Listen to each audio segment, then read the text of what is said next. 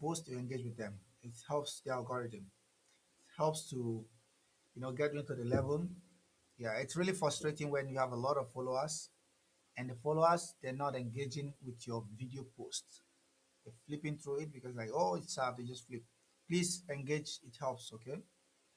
The more you engage, the more it helps. Let's do something real quick. 78 of you. I want 78 of you to unfollow me. Click the unfollow button and then follow me back. This is another way of like spoiling the algorithm. 84 now. Let's do that, guys. If two-thirds of you are able to do this, it will help. So click the unfollow button and follow. As well, we are on B2 today. I hope we can get to B1 today as well. Kindly engage with the conversation through the chat, through your comments. Shelly Irish. Shelly, you're my favorite Irish. Shelly, I had the live stream two nights ago, like 2 days ago, and I fought with a bunch of Irish people. It's crazy. I had a big fight with the Irish 2 days ago. Thank you, guys. Guys, please listen. Listen to me. Go click click the unfollow button. Unfollow me and hit the follow button again. This is one of the tricks. It works. Go and click. Nobody's doing it. Go and click unfollow and then follow me back. Thank you, Dylan. Thank you so much. Go click the unfollow button, then hit the follow back. Are you guys listening? Can you guys hear me? You click the unfollow button and you follow and you click follow back after you do that. Truth, like that. Thank you so much, Truth. So far I've said it like 5 times. Only one person have done it. Oh my god, people are so difficult, man. No, you haven't done it. I've not seen it. You have not. Dylan has done it. I can see. Why do you think I'm not seeing it? Two people now so far. I'm not seeing it. Click the unfollow button and hit the follow back. Click the follow button and leave it for like 20 seconds and follow back. Let's go, guys. Thank you. Anyway, let's get back to the conversation. Continue to engage and share the video. So President Trump said he's traumatized by what the Iranians have put him through.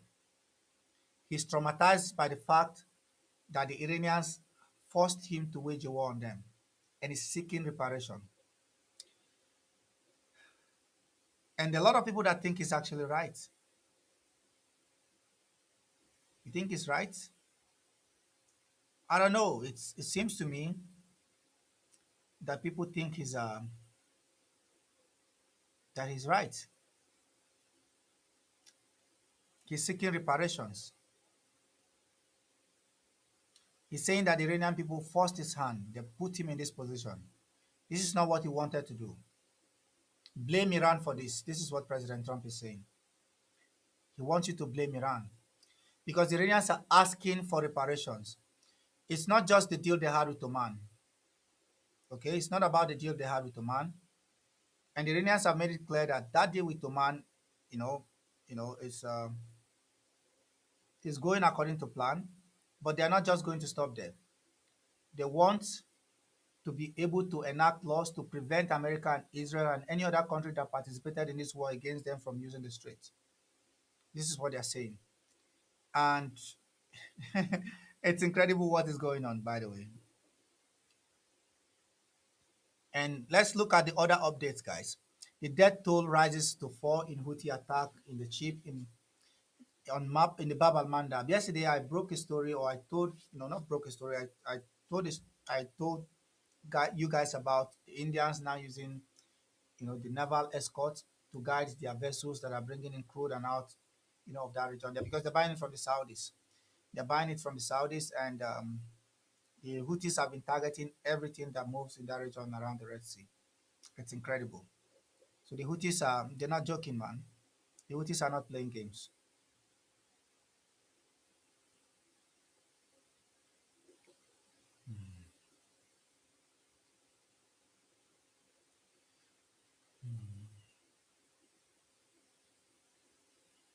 A lot of Americans believe that the sun rises and sets in the United States of America.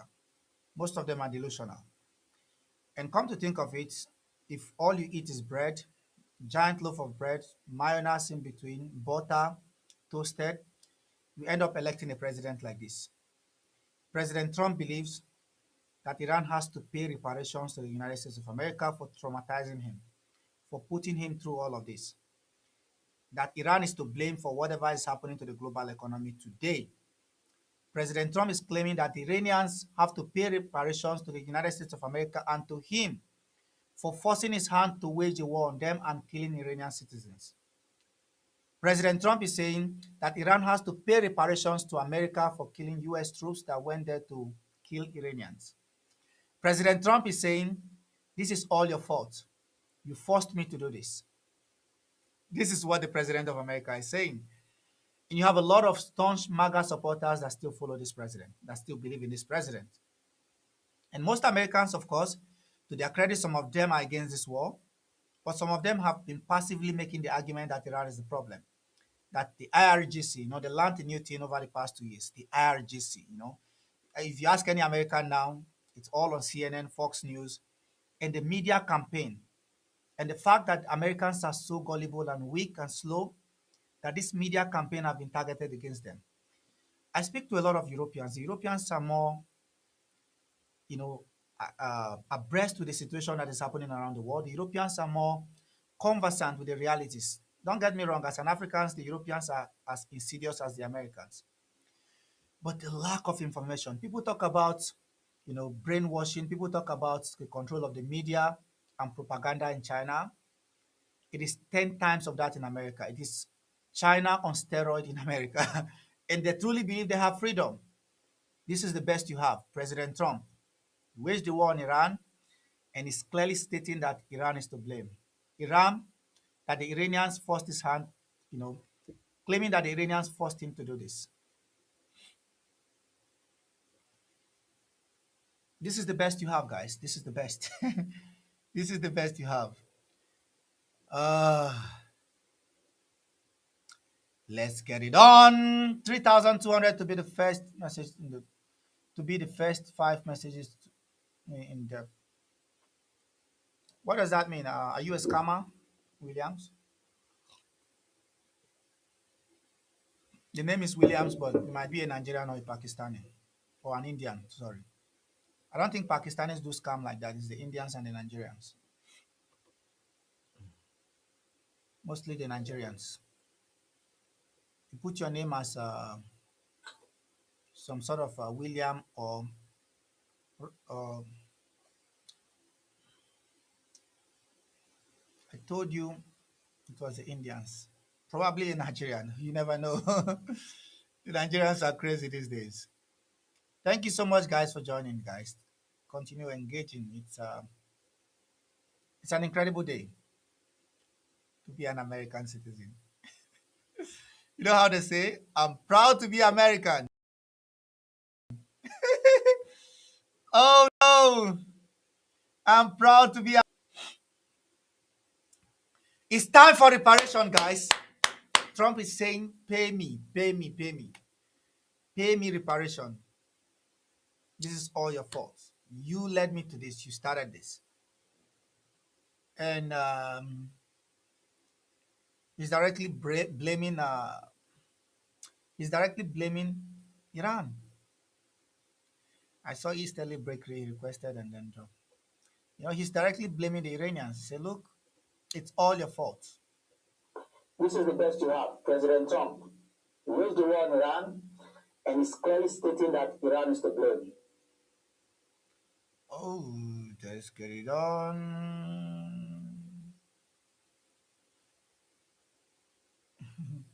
Thank you. Sorry, Nigerian flag. Let's stop and share, guys. You guys are awesome, awesome, awesome. Engage in the convo or tap and share.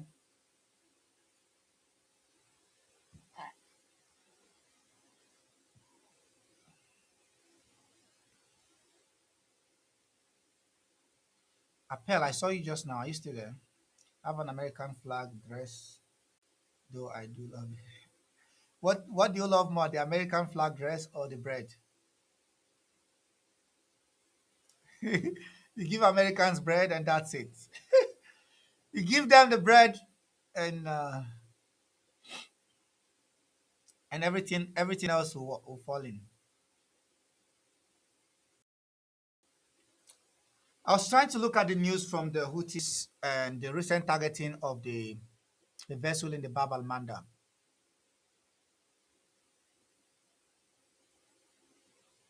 The recent targeting of the Bab al Mandab of the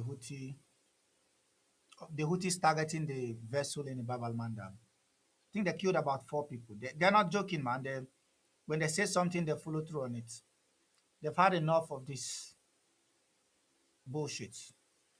And I don't even know why the Saudis decided it was about time for them to get involved and wage a war at the point in time where the goal is the escalation. The Saudis went and bombed the, the Yemeni airport in Sana'a because the plane from Iran flew into that place. One of the planes went in, and the second, they bombed the runway and prevented it from landing, prevented the plane from landing.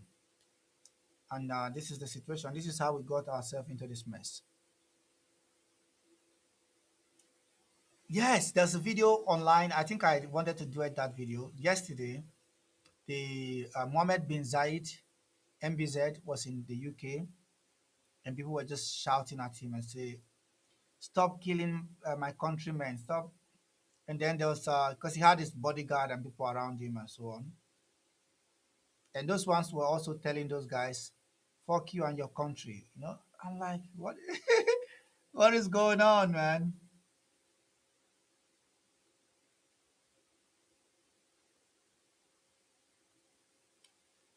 Yesterday, I had a conversation about Sudan. For those of you that did not hear that part, I think I'm going to do a whole podcast. Um, I think I need to start a podcast section because most of these videos I do, I'll just post them on my podcast on or Spotify.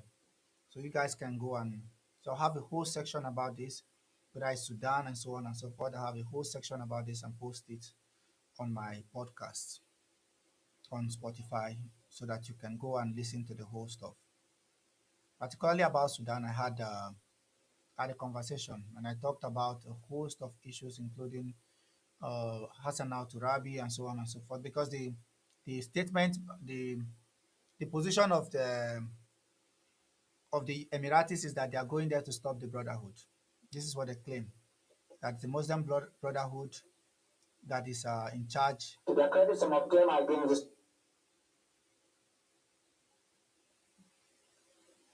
Okay, how do I do this? I need to export it now.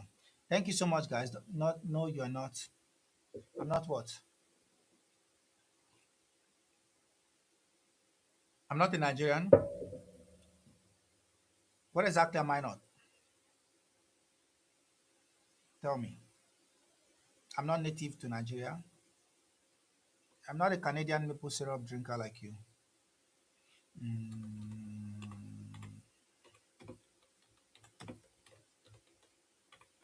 Mm, let's get it on. Trump is asking.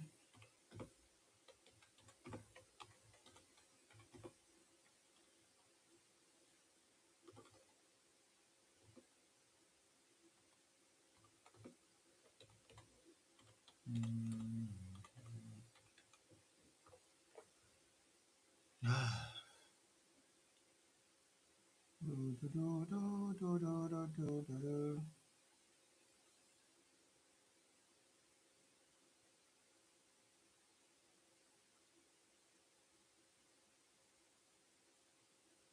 Features have been applied. Um, Spot one. Thank you so much, guys. Thank you so much. You guys are the absolute best. Without you, particularly the loyalists on this page that have been here for a long time, I really appreciate you. It's important for you. I need the engagements on my videos. I cannot overemphasize it. Because what is hurting my page is that I have a lot of followers that are following me that do not unfollow me, but they don't engage with my video. The retention rate 5%, 6% of engagement. This is why TikTok is not allowing most people now to see my work. They're shadow banning it because the people that are following me are not engaging with it. It's only FYP or some people that are not even. Most of the people engaging the video are those that are not following me. Those following me, they're seeing it. They see it. They just skip. They see it and they just skip. Which is not. It's not really good. It's not good. Support. You need to support your own brother. Doo-doo-doo. Colombian quick. 2,700 people. I thought yesterday we reported that 100 people have died. Now, the report is that over 2,700 people missing. Wow. 2,700 people missing.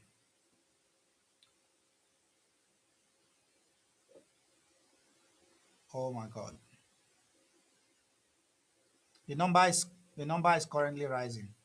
How many of you have seen that anytime you intervene in any of these things like earthquake, you start hearing of things like, oh, this happened. In Venezuela, after they removed Maduro from power, a few months, there was a 3.4 magnitude earthquake that struck across the country.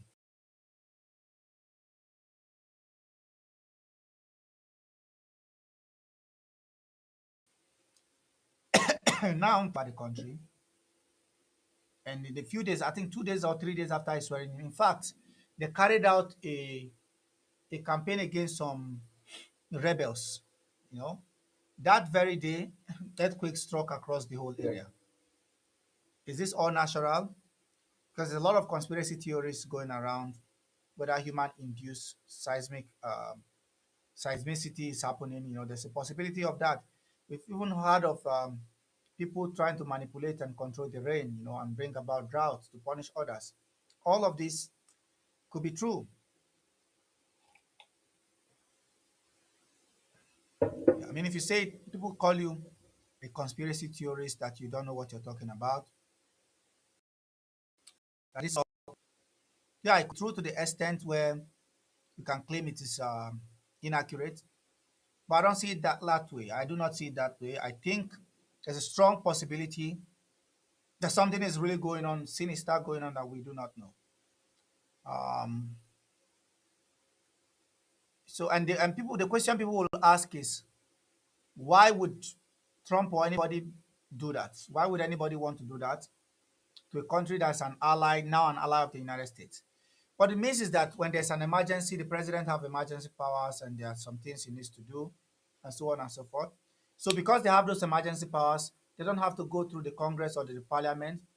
They can make so many changes within the structure that make it so subservient to America, or give the president more powers, to benefit himself and his own family. And, this is the way they do. It's a lot of money that can go out of the coffers.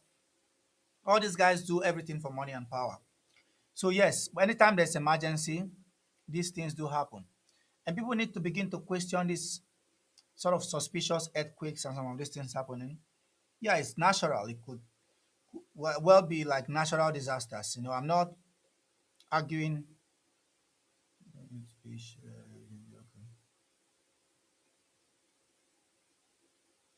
natural disaster and so on and so forth.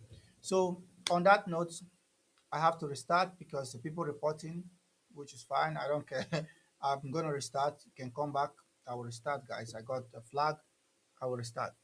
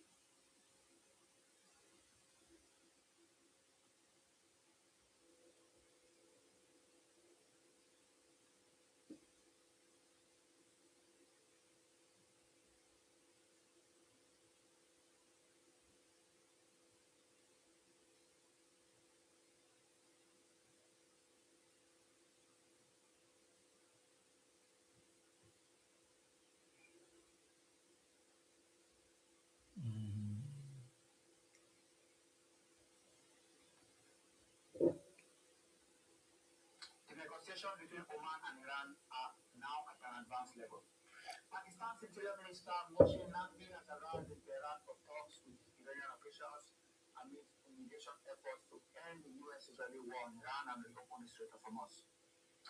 Now, what is really going on is that the Iranians and the Omanis are talking on a different level, with the Iranians denying that they are.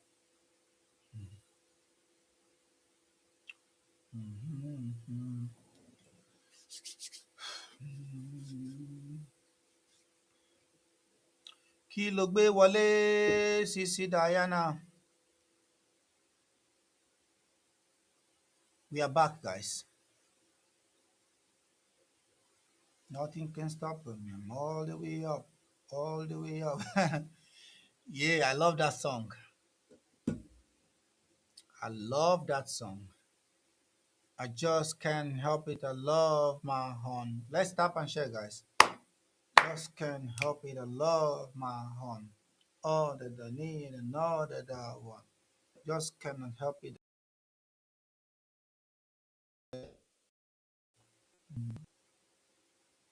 Just can't help it. I love my horn. Kavata Siokimau. Sister, what's up? How is life? You good?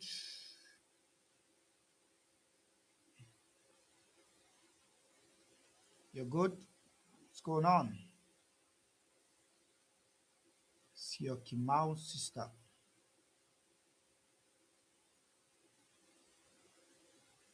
Kavata Siokimau. What's the meaning of Siokimau? You want to tell me?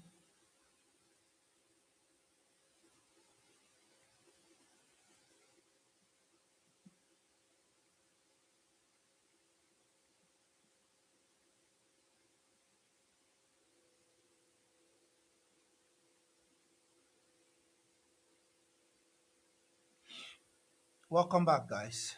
Bella, you saw what happened in Damascus, right? The sentencing Atef Najib to death.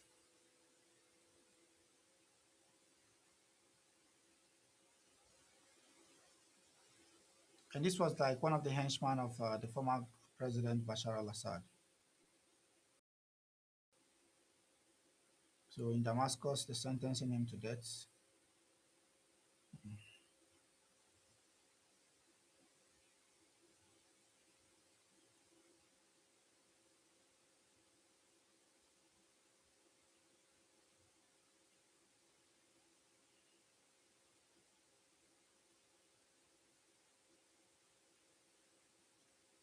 The henchman of Bashar al-Assad. We need more updates. Yeah, I will give you guys more updates. You know, like creating some of these videos can take some time, you know. You have to design the prompt. You have to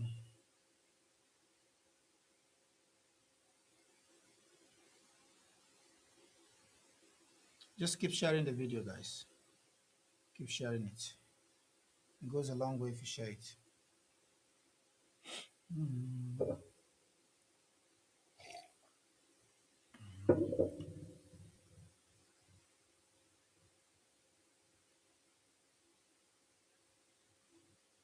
Mm.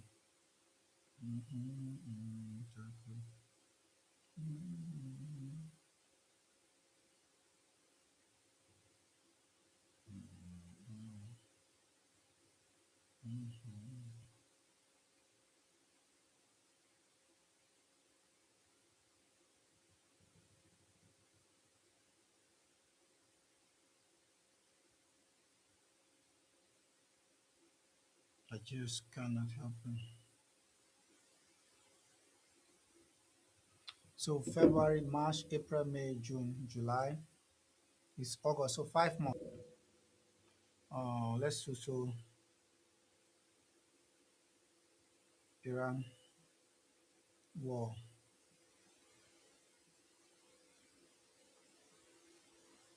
5 months.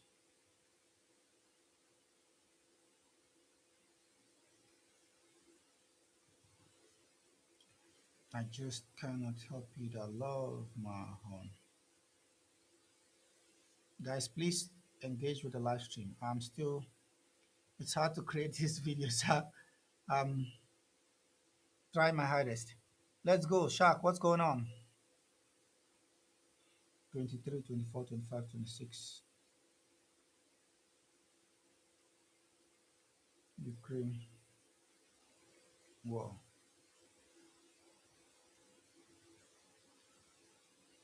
4 years.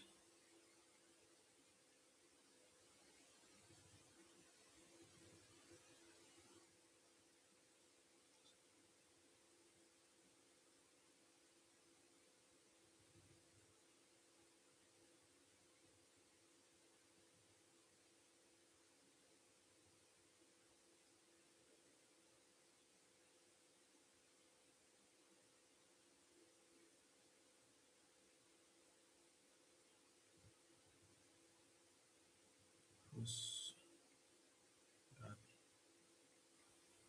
no cards?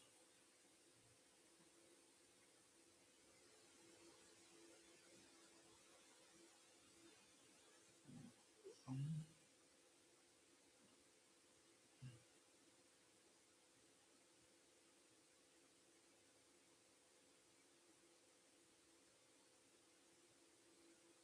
I just cannot help it. I love my home.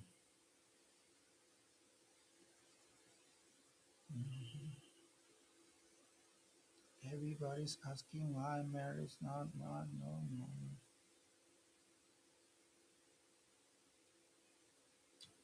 Nura,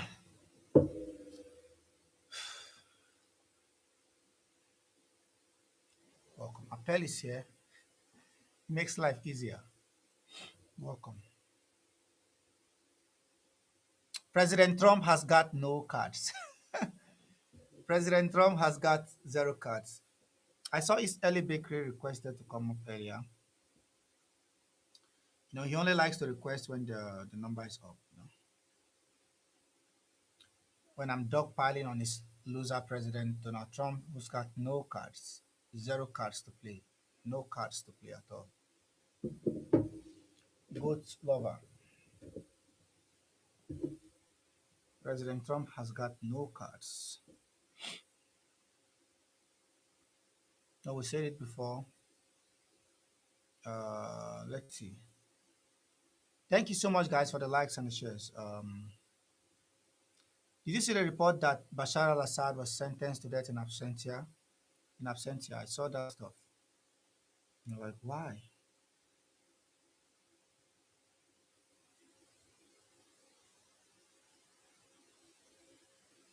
Bashar al-Assad sentenced to death in absentia. The Syrian government did that. And on top of that, they're also asking Russia to extradite him. And Ahmed al-Shara, he went to like Moscow. So I saw a deal that I saw a report that I saw a report that they asked the Russians to leave their bases and hand them over to Syrian government. Their bases in Latakia and Tartus. They asked them to evacuate, to leave. That they've had enough. They don't want them anymore there. So the suspicion, I mean, having the Russians there, to be honest, is better for them because they can balance the powers between Israel and all these people. But if they are just going to hand over those bases to Turkey to manage for them, because they don't have what it takes to run it.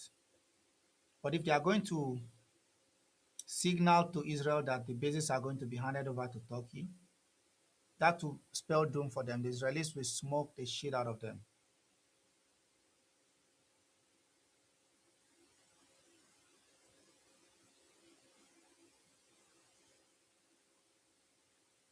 Mm,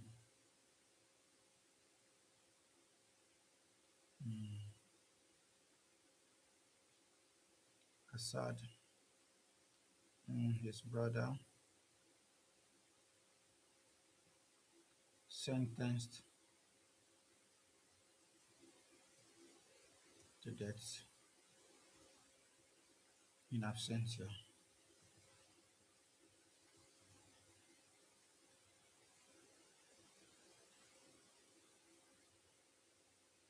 Mhm.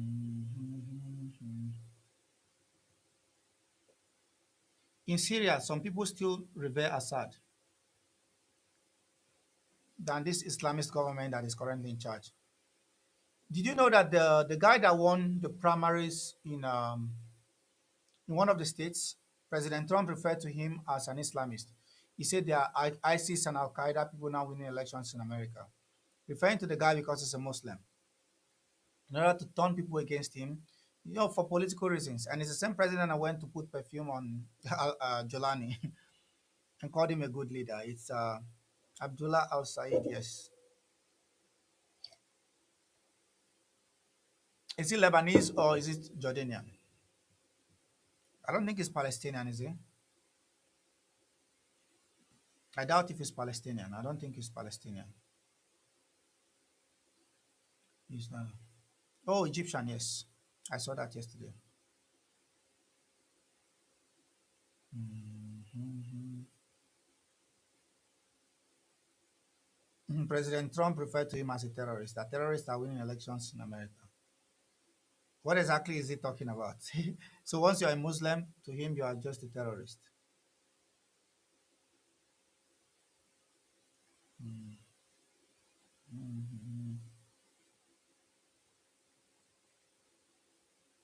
Abdul Malik Al Houthi. Thank you so much. Isn't Dr. Oz a Muslim? Yeah, I mean, I don't care. Like, people can be Muslims or Christians. It's not about that. Thank you for the gift. It shouldn't be about your religion or your creed. It should be about what you can offer for the community. That is what it should be about. Rather than this blanket idea that, yeah, Trump is a hypocrite. Clearly a hypocrite. It's not, I don't think anybody believes him.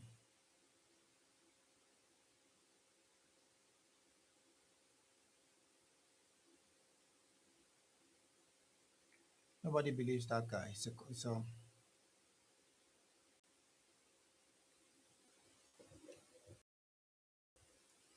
He's lost his mind at this point. He's lost,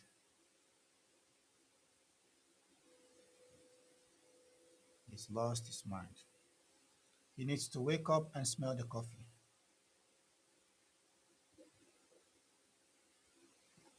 Oh. Mushtaba Khamenei is alive, contrary to opinions that is dead. These opinions coming from different places. The Israelis used to say he's disfigured, his face has been blown up. So the thing is that somebody puts out one information and everybody go and try to relay the information as if it's some sort of truth. No, it's not true. People try to relay the information as if that these informations have any sort of credibility. They have zero credibility. These informations that people put out there have zero credibility in them. So like um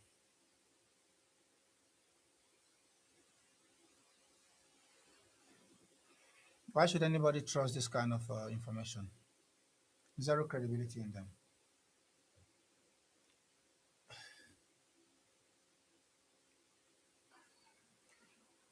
When you look at things like this and the elected president of America, the very smart, eloquent, and industrious president of America, Donald Trump, is stating that Iran needs to pay reparation for America for forcing him to bomb them and kill their children.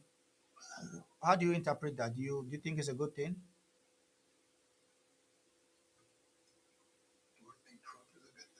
No.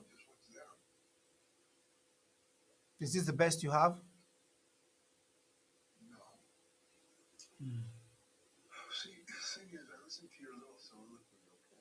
Yes.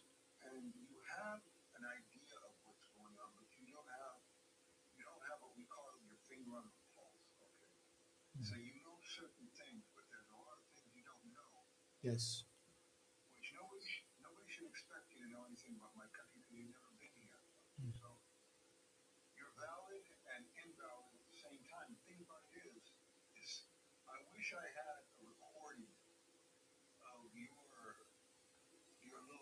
soliloquies 2 years ago when you were all, Tel Aviv, and all this crap, right? And it's like all the dire predictions, and America was going to fall, and a lot of Americans believe that the sun rise and set in the United States of America. Sorry about that. Most of them are delusional.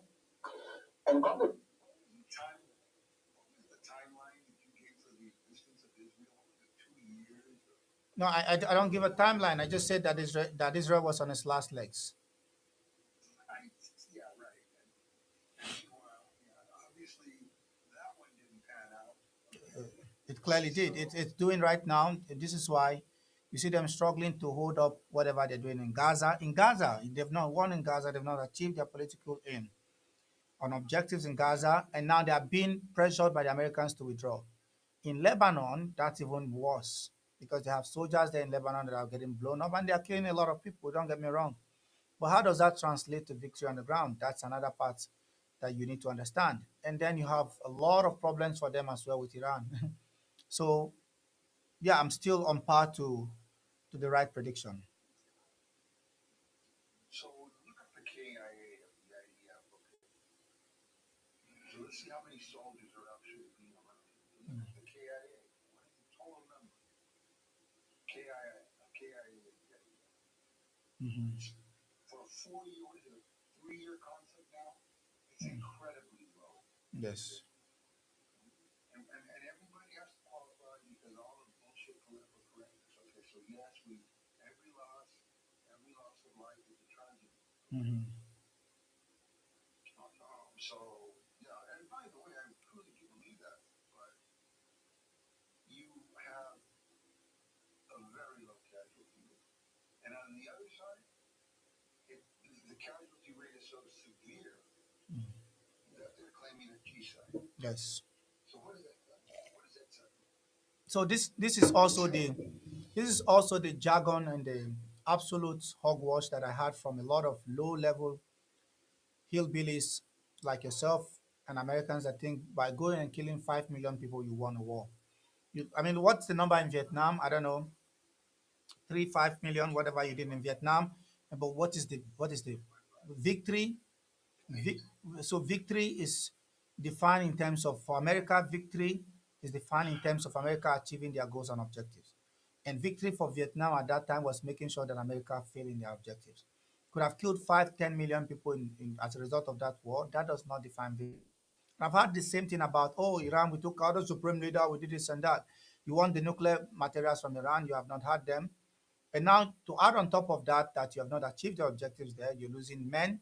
I mean, you're saying the number is low, and I agree with you because America, in terms of the symmetry of power, it's not the same.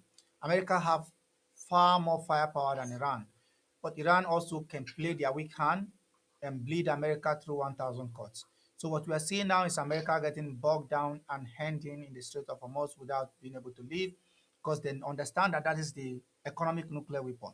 They can use that. I saw yesterday that America's strategic reserve in oil have been depleted by over 60%.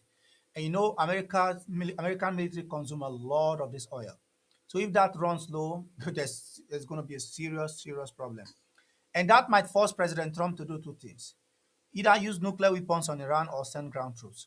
Because the Iranians are making it difficult for him. And if I was in Trump's shoes, I'm crying. I'm waking up in the night and pulling out my hair. I want to leave. These guys are not allowing me to leave. At least give me something to take home to my base and say it's victory. The Iranians are emasculating him, pulling down his pants and dragging his balls in the market for everybody to see. And this is not winning.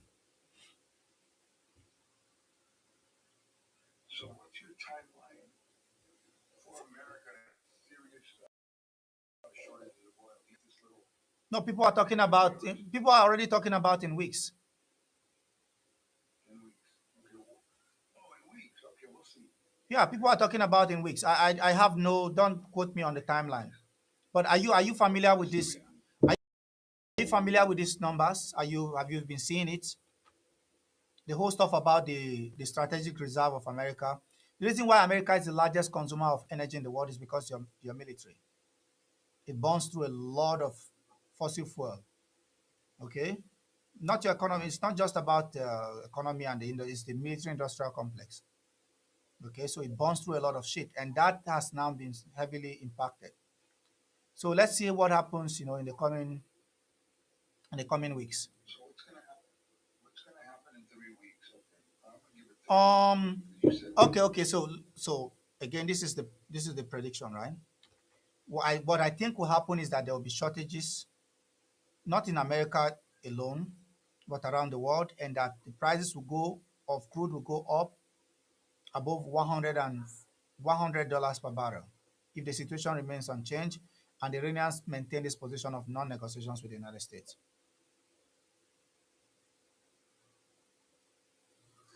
what I'm gonna do is I'll drop it on the line in about a month, okay? Mhm. And what I'm gonna do then is I'm gonna chide you for Eh, what you said. but it's conditional. Remember this. This is conditional on the current negotiation. It is conditional on the negotiations going on. If the negotiations find a breakthrough and the Strait of Hormuz is open and America lift their blockade, then it will ease the pressure on the reserves. This is the way you need to understand it because yes. It's gonna be conditional upon the excuse you think of when it doesn't happen, okay? That's what No, it it's is. going to be conditional because I mean this conversation is about. Mhm. What do you think this conversation is about? You attempting to build this narrative that somehow Israel and the United States are grinding to a halt, Mhm. okay, for different reasons, okay? The United States, yeah, look, this is what you're predicting. I'm sure of it. The petrodollar is going to fall. Oil shortages are going to deplete America's basic economy in terms of providing resources to the people. The left will rise, right? The Democrats will triumph triumphantly. My conversation has never been about Democrats and Republicans. They are all the same. They are two cheeks of these guys are two cheeks of the same backside. I don't really care. Yeah, I'll bet if the Democrats do really well in the midterms, I'll bet you're going to be the first one who's going to be up there, crowing like a rooster. Oh, look at America! We told you to turn the nail, the whole thing over. Anytime there's an erosion or there's a loss of momentum, you're Mhm. up there saying, Udru, Washington, Udru, Tel Aviv. You're like a cheer. You think this is a football game, dude. You literally like you're watching the Super Bowl, Mhm. rooting for this crap. Okay, it is reality, dude. People are literally losing their lives, and I don't think you show the proper respect for that. So you're saying that I'm not showing humanity to people losing their lives in Iran. I show a lot of humanity. I'm against the killing of Iranians. But your argument is that I'm not crying enough when the Israelis are killed. Is that what I'm hearing you say? That's it. No. When you get no, dude. That's the difference between me and you. When the Israelis are being, first of all, you Hmm. just straight up said you hate the J people. I've never done anything about that against Nigerians or Palestinians. Or I've never said I hate a whole group. Yeah, but I don't. Your Several feelings, times. your feelings are not important to me. You can drown in the sea for all I care. You support an I'm ideology not that I make. talking about your feelings, dude. No, I am Talking talking about you about your sticking feelings. your foot in your mouth. I'm Pardon? talking about you sticking your foot in your mouth, okay, and saying things that are completely inappropriate and completely, unquestionably Hmm. irresponsible, okay? I have never, and nor will I ever say, Udru, Gaza, or whatever, Hmm. you never heard me once mock the people of Iran that are being, innocently Yes. neutralized by collateral damage. Hmm. And it is their own government that Yeah. has once again proxied the Gaza, Mm. proxied hate groups' ability to commit violence against Israel. So none of this is funny to me, right? People get unalive. By the way, when the war started, Yes. initially 2 years, what was it, 2024? The one thing, I was literally depressed. I wasn't up there crowing. You are You were? depressed. You are depressed about the war. Yes, because it's a war, dude. It is a war. There's no such thing as a happy war, dude. No Mm-hmm. one celebrates when a war, even if it's justifiable.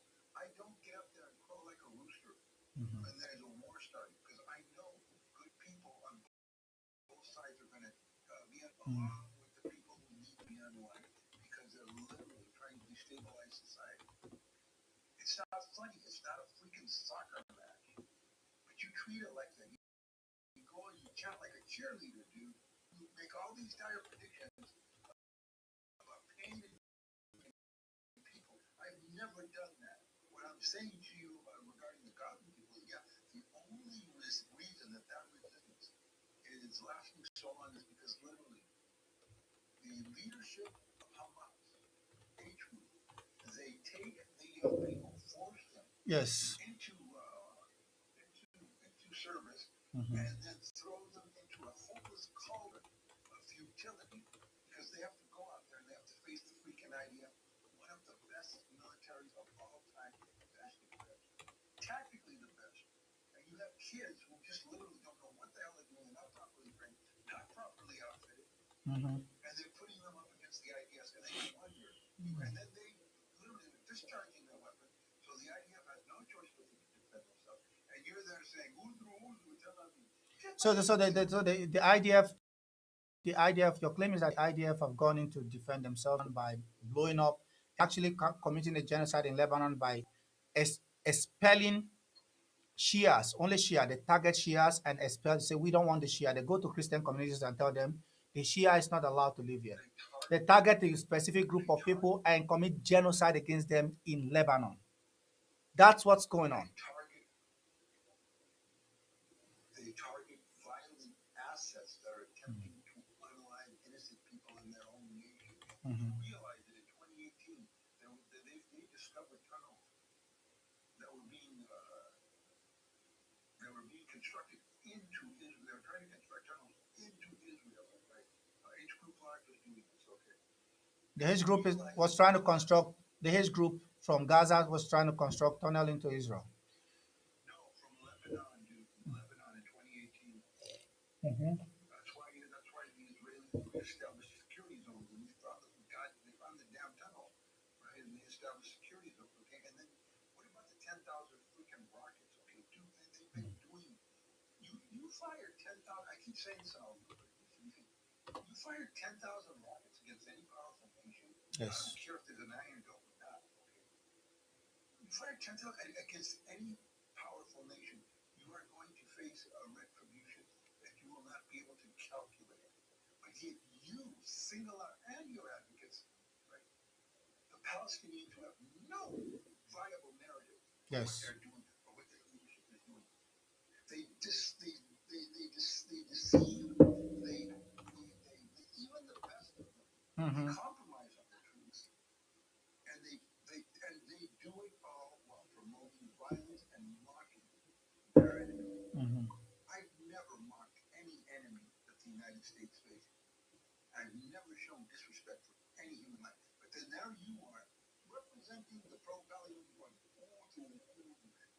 That's all that needs No, to be I'm said. represent. Listen. I'm representing what I stand for. I'm representing my We ideology. laugh. I'm standing. I also consider myself as somebody that advocate for the Palestinian cause, but I don't belong to any group called Pro Pali Movement. I advocate for Palestine, but I don't belong to any sort of social group that you want to Yeah, pin me in. That is your own opinion about yeah. You know what? who's pro Pali and who's not. I'm not. I'm not in any group. I advocate for the Palestinian cause because it is connected to my own struggle, and I can use that as a source of amplifying the pain and the suffering of people that have been oppressed, those from the global south and beyond that. So my own movement and what I believe in transcend just Palestine. It goes to Lebanon, and this is why you see me advocating on any and each of these cases. So I don't belong to any sort of group or WhatsApp group or whatever, group, say pro Pali group. Yeah, I No. remember what you did. I remember what you did when the Palestinians, when you wanted to focus on the problems that were taking place in Africa, right? The Palestinians insisted on getting in your line and still wanting to address the Palestinian situation. And you said, no, now it's time to talk about Africa. Things are happening in Africa, in my place right now. Mm. The only time you ever showed a strong dissent against Palestinians is when they just focus on their problems without giving any priority. And they're not going to give priority to your problems. They're not going to be respectful to your problems because so self-centered regarding their hopeless attempt to it. Literally, their only one objective is to eliminate. They don't care about nation-state status. They don't care about justice. They only want to I mean, eliminate they have their own. They have their humanity. look. I understand. And this is why. I do understand what you're saying, but I'm not going to come and cry and tell them, oh, why don't you just leave your own problem and come and follow me to northern Nigeria where my people have been killed. I mean, I'm not doing transaction with them. So if some of them come around, they come around. It's not just about that. Some people when I host live streams about Algeria or I talk about even Azerbaijan, people leave because some people want to connect to an idea or a topic that they know about, and others want to learn about what is going on. So there are different kind of audience. And maybe the audience that are built are those that just want to come and quarrel about Jews and Israel and so on and so forth, and Palestine and so on and so forth. Yeah, but that doesn't stop my own opinion about what is going on. My opinion about what is going on in Gaza, it is a genocide, it is wrong, it is crime against humanity. The only reason Mm. people are ignoring what goes on in Africa, and the only reason people, Palestinian situation and the Palestinians themselves, now they're splashed across every front page throughout the world. You know why? For one reason and one reason alone. Mhm. They're fighting Jewish people. That's it. When you align yourself either negatively or positively with Jewish people, Mm. it's the instant key to fame. Okay? No one cared about what took place in Yemen. No one cared about the civil war in Syria. No one gave a damn in the 80s when Lebanon was an insane asylum, and nobody knew where the concentrated was coming from. There were so many. No one gave a damn. But then as soon as it's Israel, all of a sudden everybody unites to say, "Oh, the Israelis are committing genocide. The Israelis are. The madness must stop." No one cares unless it's Israel or the United States. Yeah, but I don't say when you say nobody cares, that's a lot of when you say nobody cares, that's a lot of horse shit because I do care about what is happening around the world, and I speak up, Yes, and you should. So should I. But they don't, dude. and The I've rest of us consistently spoken get about involved. different topics from Russia-Ukraine conflict to the Syrian And conflict by to. the way, dude, I freaking love your people. I freaking I align myself when they come to America to live amongst us. I go to them to learn things. I go to them. Best my best business partner when I was a cab driver he was the commander of the entire fleet, and he was my buddy. We worked together. He drove daytime the same cab I drove.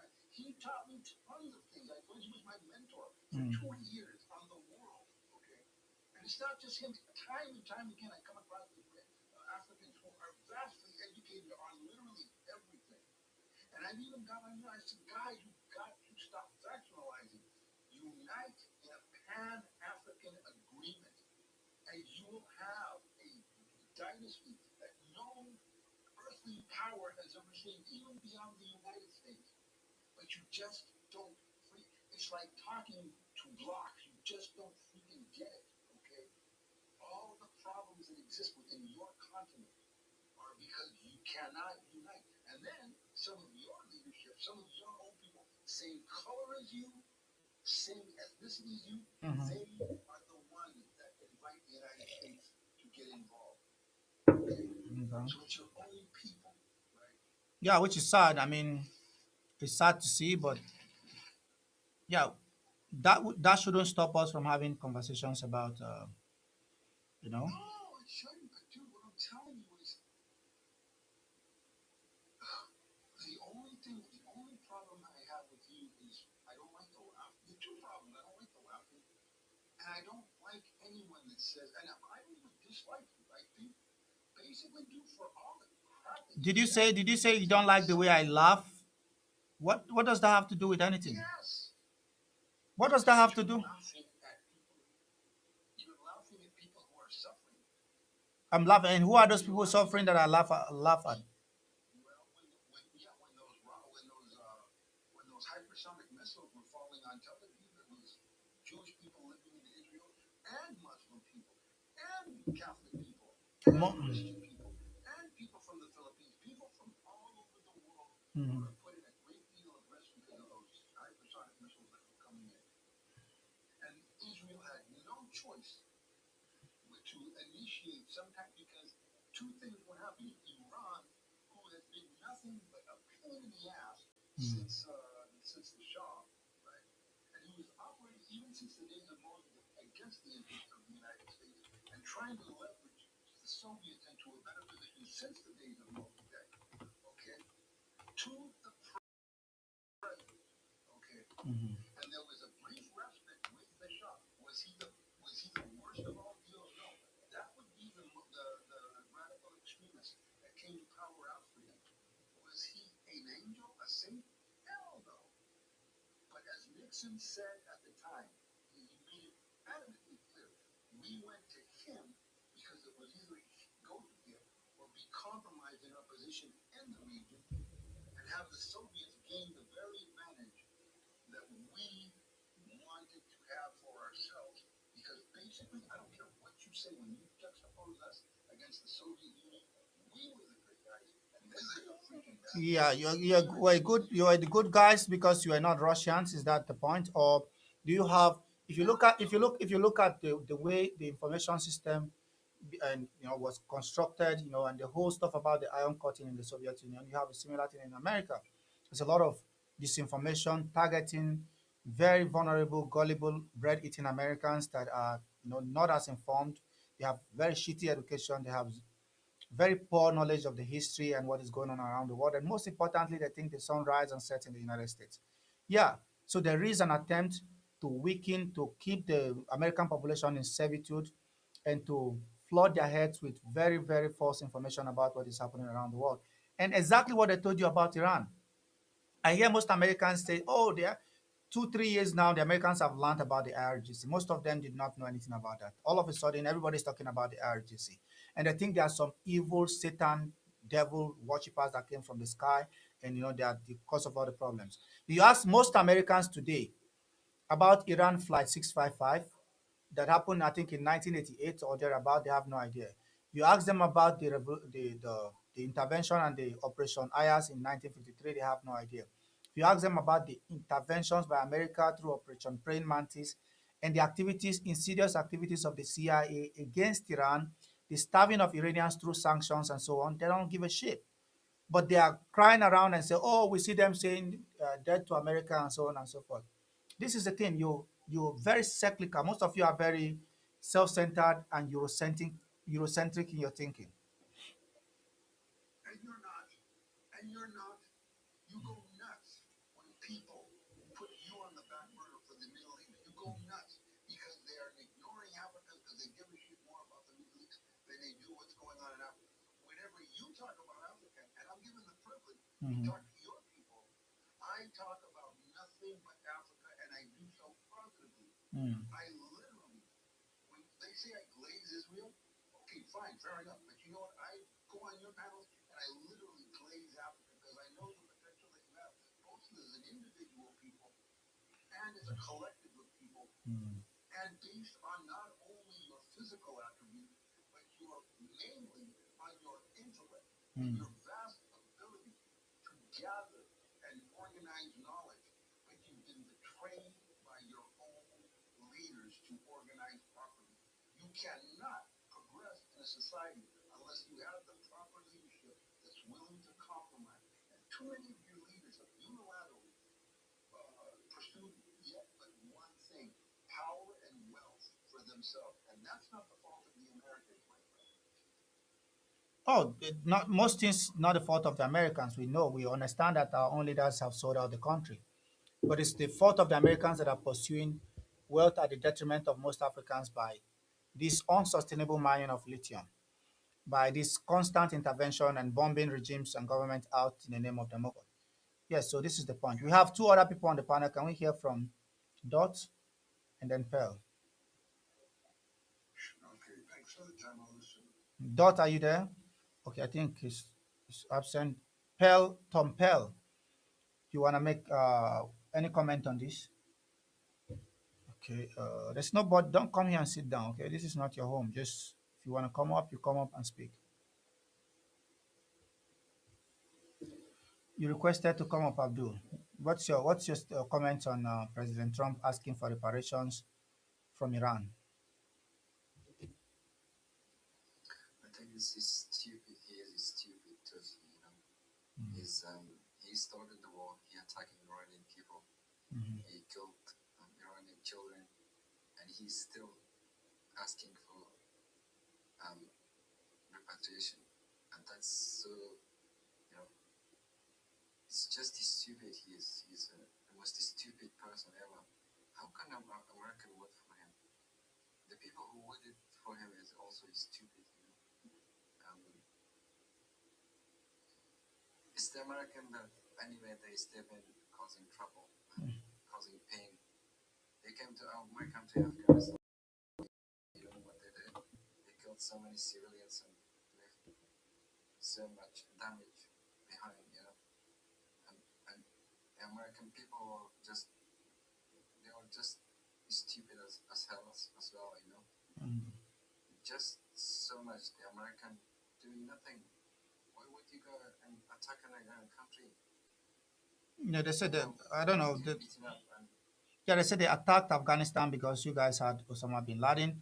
And then they told the American people that were going no, there to protect women that you in Afghanistan and the Taliban, you don't allow the women to go to school. You don't allow women to be on OnlyFans. And you don't allow women to go without covering their hair. That's why they came in. What would you say about that? and you come and bomb the whole civilians and everyone killing them for to protect women rights. Yeah, that's what the US said. Do you disagree with that? Don't you think the right of women is I worth hardly bombing the disagree. entire country and unaliving everybody?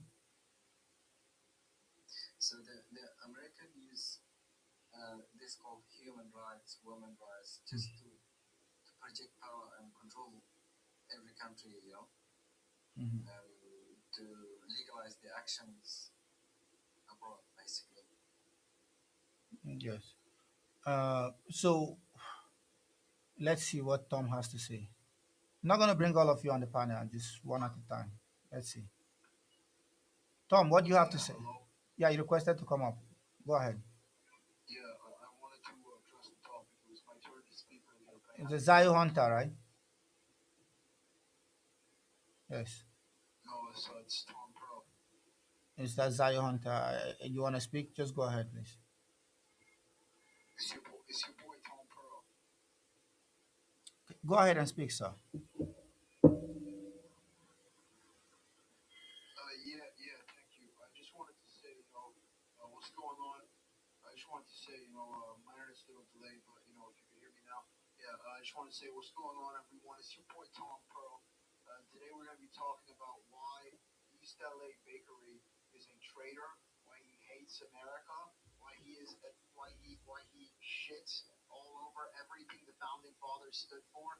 The founding fathers, if you actually listen to George Washington's farewell address, he says that America must stay opposed to interventionism in foreign entanglements.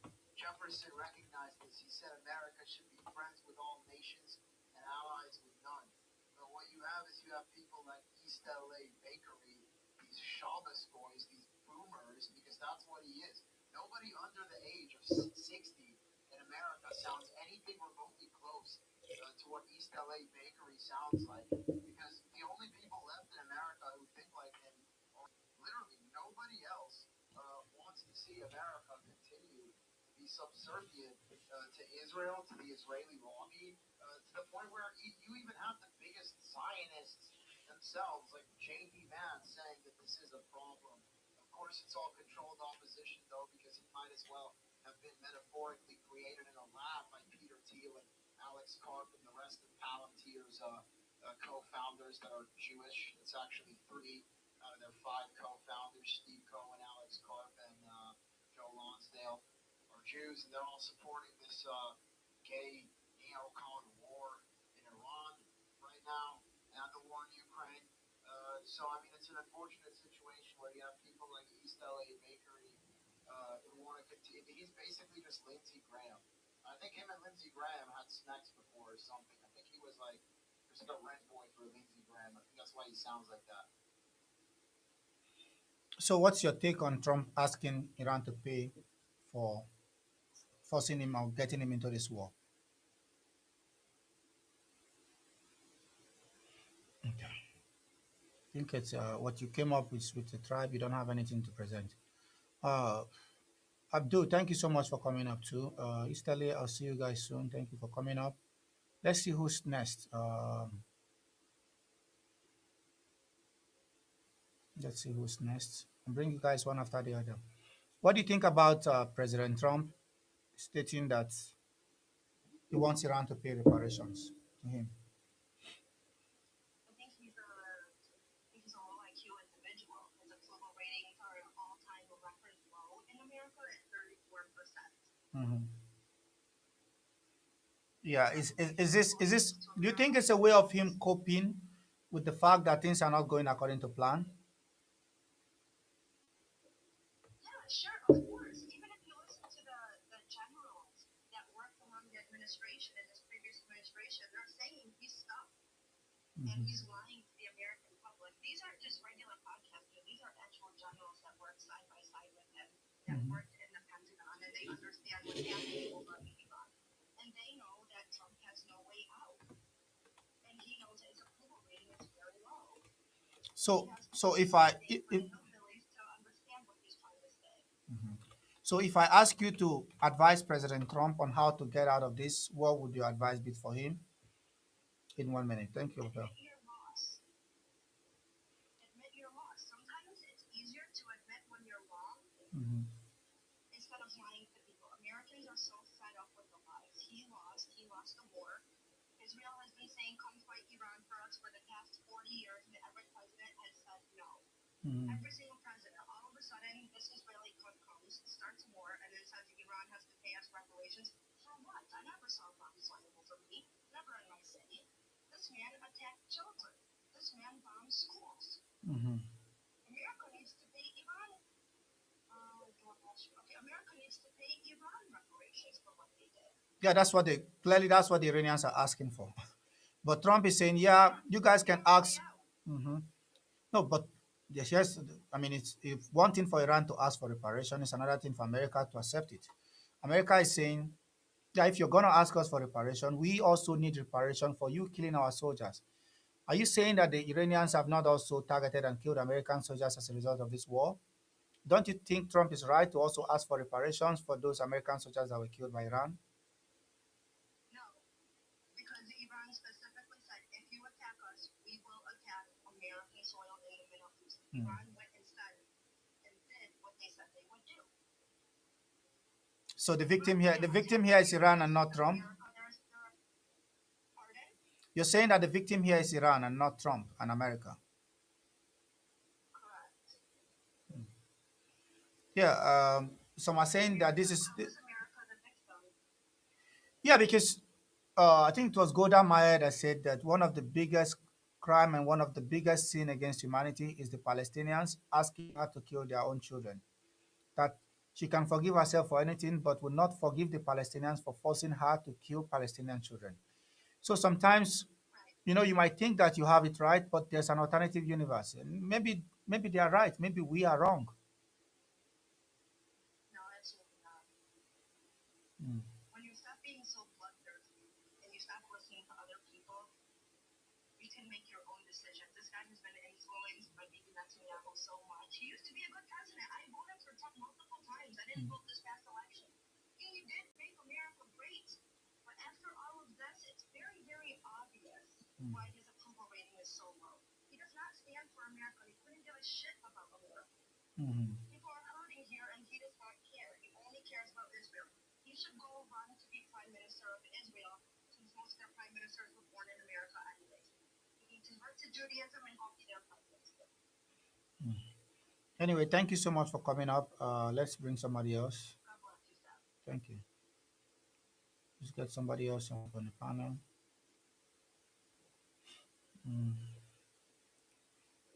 Yeah. So if you agree with Trump and you want to have this conversation about, his position about what is happening, why don't you just request to come up? If you are a Trump supporter, you're a Trump lover, and you believe that Trump is right and everybody is wrong, we can have a conversation. Let's have a real, genuine conversation because Maybe we are wrong. Maybe Trump is right. Maybe President Trump is right that Iran should actually pay reparations to him. Maybe President Trump is right. Let's see. Who else is requesting?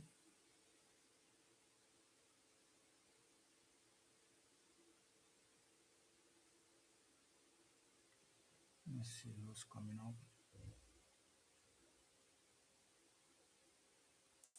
Let's see who's coming up. I think we have somebody up on the panel. Yes. What do you think about President Trump's position of asking Iran to pay reparations to him and to the United States? He's a moose. He's a moose.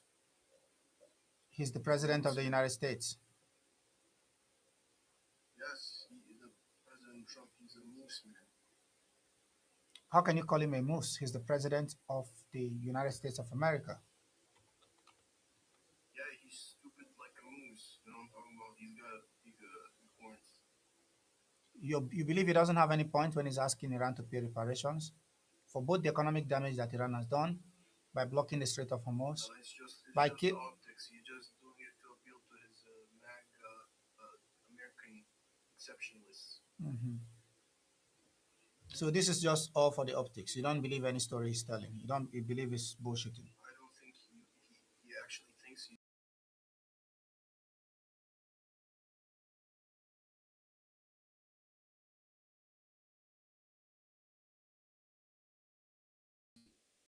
The argument, if you believe, to nowhere. Again, is it targeted towards elections? What is the when you say optics? Can you describe what you mean when you say optics?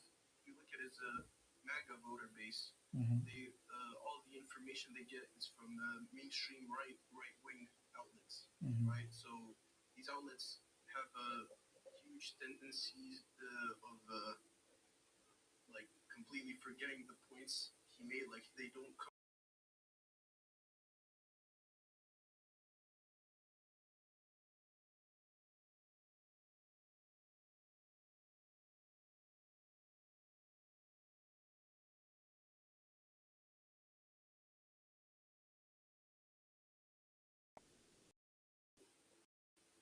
Yeah, young MAGA young men and middle-aged women. Oh, it's definitely not mostly young men. A lot of young men. They watch Tucker Carlson. They watch people like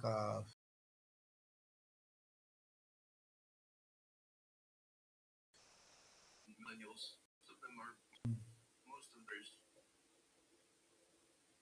So you're saying that MAGA does not have the youths, they don't have the youth wing, who makes up like a very significant portion of the base. They do have a portion that is made up of young people, which they get from very. Sorry. That's not their main, you know, voter base. Mhm. So you argue the main voter base is mostly the boomers, the old ones, the people that are very Yes. conservative and you know they want things to go back to the way it was when the coal mining and industries and car manufacturing and things were good in America. And Trump promised them that. And also, they want to get rid of the colored people, the black people. They want them out of the country. I mean, this message Yeah. was sold to them.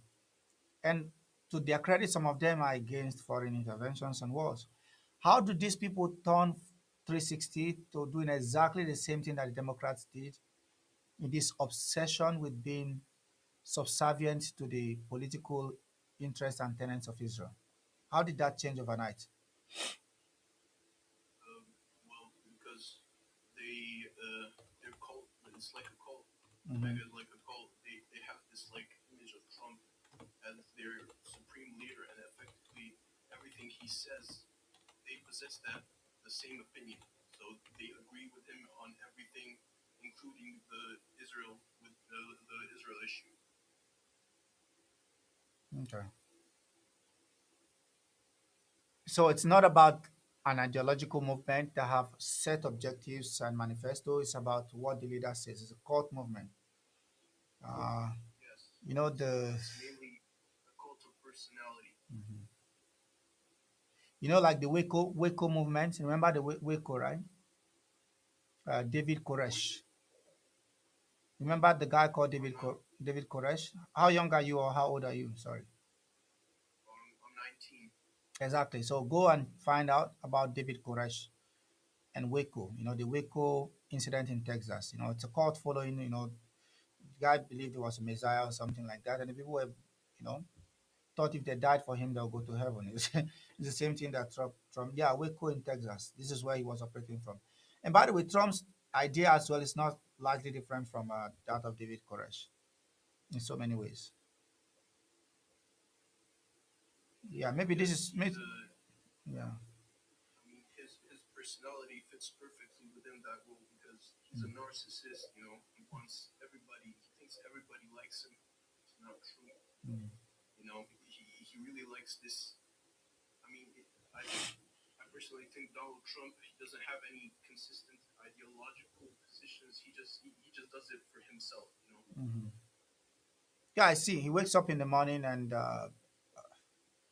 reverse himself and think people follow him. The Mark, I think what's his name? The senator that just died once said, Lindsey Graham. Lindsey Graham once said on a public setting, after he won his primary election, because he set up for the midterm or he was nominated. He said, yeah, he wants to give God the praise first, and then Trump. That Trump, you're not quite on God level yet, but you're very close to God. You're very close to that level. So after God, just slightly below God is you. So he truly Oh believes. yeah. Yes. Did you see the video? I think I've seen something similar to that. Mhm. So this is what he's told. He believes the fact that people tell him is God or is closer to God. And he's emboldened, he has been emboldened by, the success he had, quick success they had in Venezuela. It's like, ooh, okay, we thought this was going to be very long. We did this in no time. And this is how he came to Iran. Anyway, thank you so much for coming up. If you have not followed me yet, you give me a follow. Yes. Kindly engage with my videos, and thank you so much for coming up. Um, let's see who's next. Let's see who's requesting next.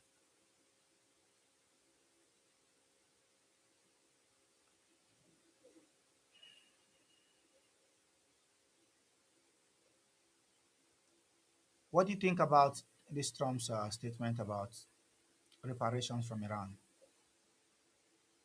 If you have connected, I think you're still connecting. You should try and connect. Okay.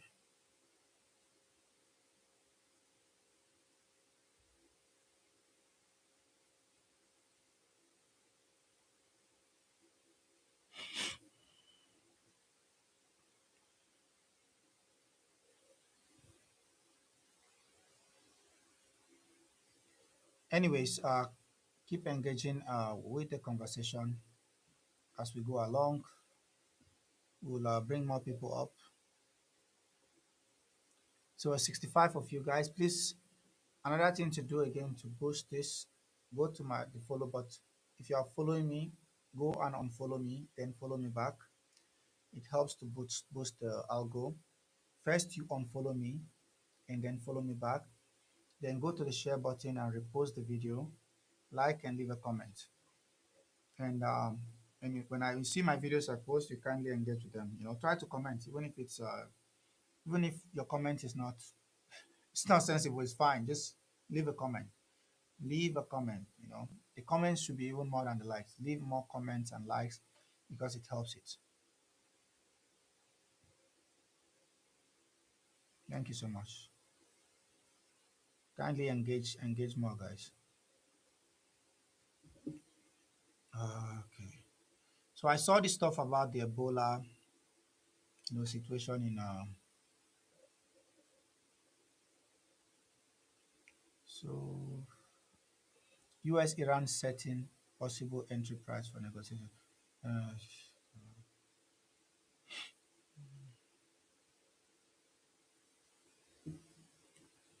Saf, is anything going on with the cards right now? Do the cards? I do not know.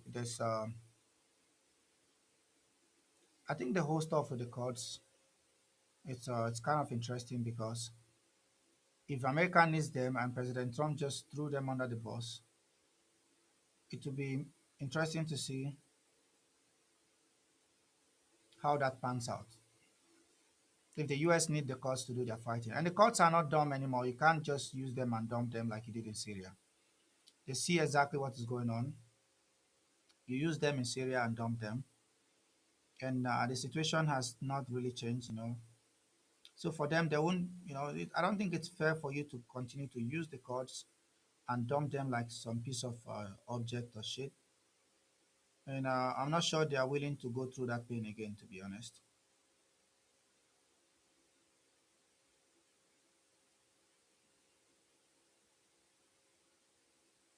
they are not yet willing to for you to use and dump.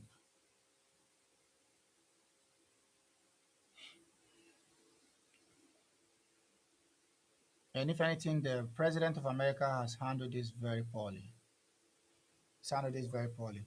And I hear a lot of people saying a load of nonsense that Trump should just, and again, with respect to their opinion, saying Trump should just leave. They do not understand what it means to be the president of America. Trump will become a lame duck after just 2 years in office.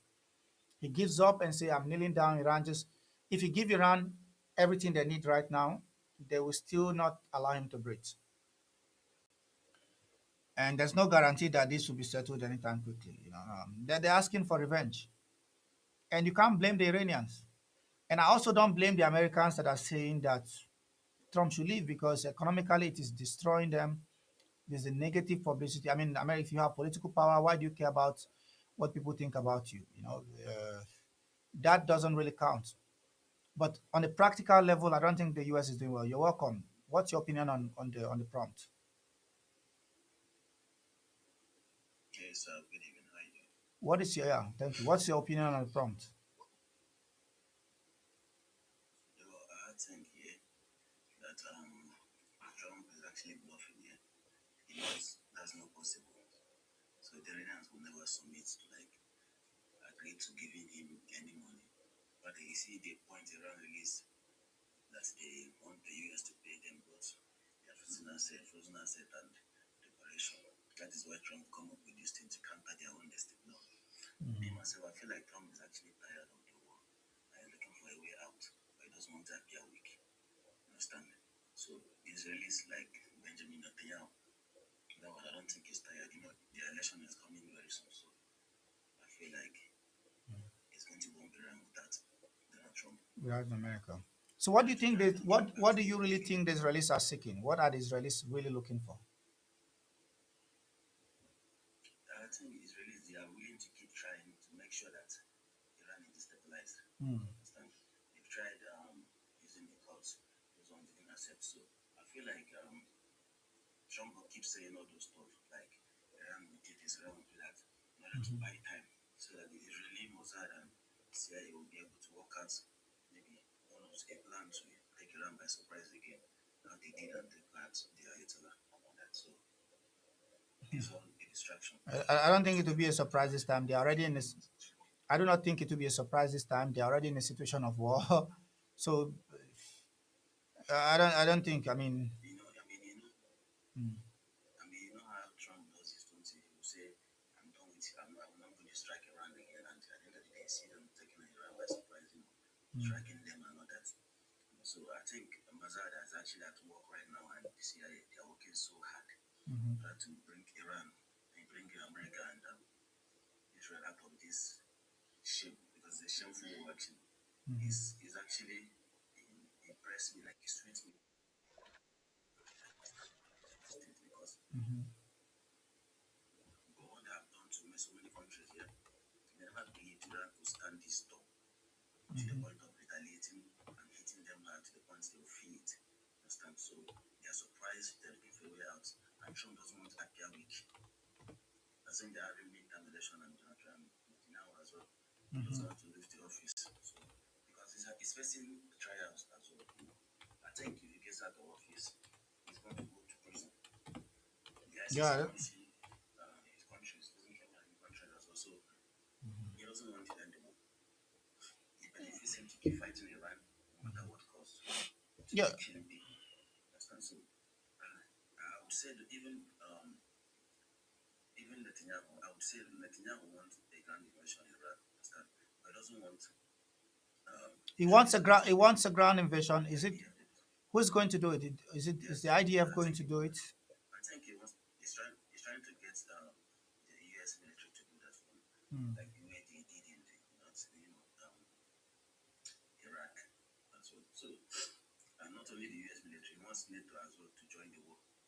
Understand? I mean look at the country that's opposing the war, like Spain, look at what they're doing to Spain. Mhm. You know, releasing trying to invade Spain with all those migrants and everything. So Netanyahu is a very bad man. I think Trump is looking for a way to, cut him off, but I don't think it's easy. I don't know how he's able to get Trump to agree to whatever he's saying anymore. I don't really think it's just about I think Trump is Netanyahu. pushing out. I don't think it's just about Netanyahu. It's about the whole system in Israel. It's the fact that they have a lot of sway. They have a lot of people in high positions. To talk about Marco Rubio, talk about some Mark Levin. I mean, Levin, I don't think he's occupying any official position, but these are some of the guys that have a lot of sway on the president and have placed people in very important positions that can put pressure on the system. And some people also make arguments about, Epstein file. There's a lot of conspiracy theories being flung around, claiming that this is why Yeah, they are doing you X, see Y, Z. that about Epstein family. Mm. You see the Epstein file here. I believe Trump is in it, 100%. I believe is in it. That is why, because I don't see the reason why you can be able to control the president of the United States. Like, do you think without Netanyahu being in the picture, Trump will get into the bombing around? The Israelis have been demanding it. Anyway, thank you so much for coming up. Um, let's look at what is happening right now as I give you guys more updates about what is going on, including the negotiations happening right now in the Middle East with the Omanis and the Pakistanis and everybody involved in it. So let's look at what is happening. Uh, so the U.S. and Iran, have set a possible entry price for negotiations. The Americans are hardline on their own position, and the Iranians are vehement and staunchly, keen on driving home their own obligations or objectives. Sorry. So this is where we are now. So what are the major positions now? I want us to look at that, real quick. So let's look at that real quick. The U.S. and Iran are having negotiations, albeit indirectly through the Pakistanis and the Omanis as we speak, but this has seemed to reach a deadlock. But historian Lorenzo Kamel says neither side wants an all-out war. So although both of them have reached a deadlock, both of them are trying to avoid an all-out confrontation. The U.S. is now holding a card of pressuring Iran through the blockade on Iranian ports. The Iranians are also holding a card of choking and stopping shipments through the Strait of Hormuz, which is putting a price on the American invasion of Iran. The Iranians are very clear about what they need: control of the Strait of Hormuz, both militarily, economically, and politically, and secondly, demanding reparations from the United States of America for the war of aggression launched against them with Israel. Let's look at what the historian Lorenzo Kamel says. Said that neither side wants war. He also argued that Washington and Tehran are effectively setting an entry price for negotiations while trying not to appear weak to their domestic audiences. So it's mostly about domestic politics as well as about the audience cost. Audience cost. So Kamel says Iran's long history of resistance and sovereignty remains central to understanding Tehran's position. He also warns that outside mediators, including Pakistan, may have limited influence unless the deeper issues are addressed. And what are the deeper issues? The Iranians do not want America to come back again after 5 months, because if you ease the pressure on Iran at this point, if you ask Trump to go home without doing a deal, he'll go home and say, well, I've not done a deal with the Iranians, I'm coming back. Because he would, to him, it will be a victory if he can get the Strait of Hormuz open without doing a deal with the Iranians, without paying the compensations or whatever the Iranians are asking, to just go home and come back again anytime he wants. The Iranians are not going to allow that. Trump will not be allowed to sleep well at night, and the Iranians are hell bent on making sure that this is the last war without really diluting their nuclear materials and handing it over to the US like President Trump is claiming. Right now, if you give that deal to America to say, go home, no deal, let's go back as it was before February the 27th or 28th, Trump will snap your finger and take it. Well, the Iranians are not accepting that anymore.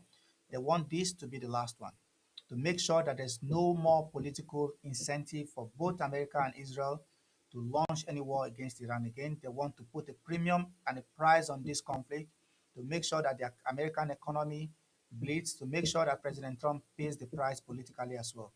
And for Trump, he wants this to be wrapped up as quickly as possible before the midterm elections. For Netanyahu, he wants the war to go on until elections around October or November in Israel. Well, tell me what you think about the outcome of this. Will America get a deal? With the Iranians stay in their position and control Hormuz?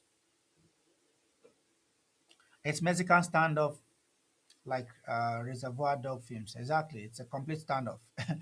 uh, there's no imminent solution to this.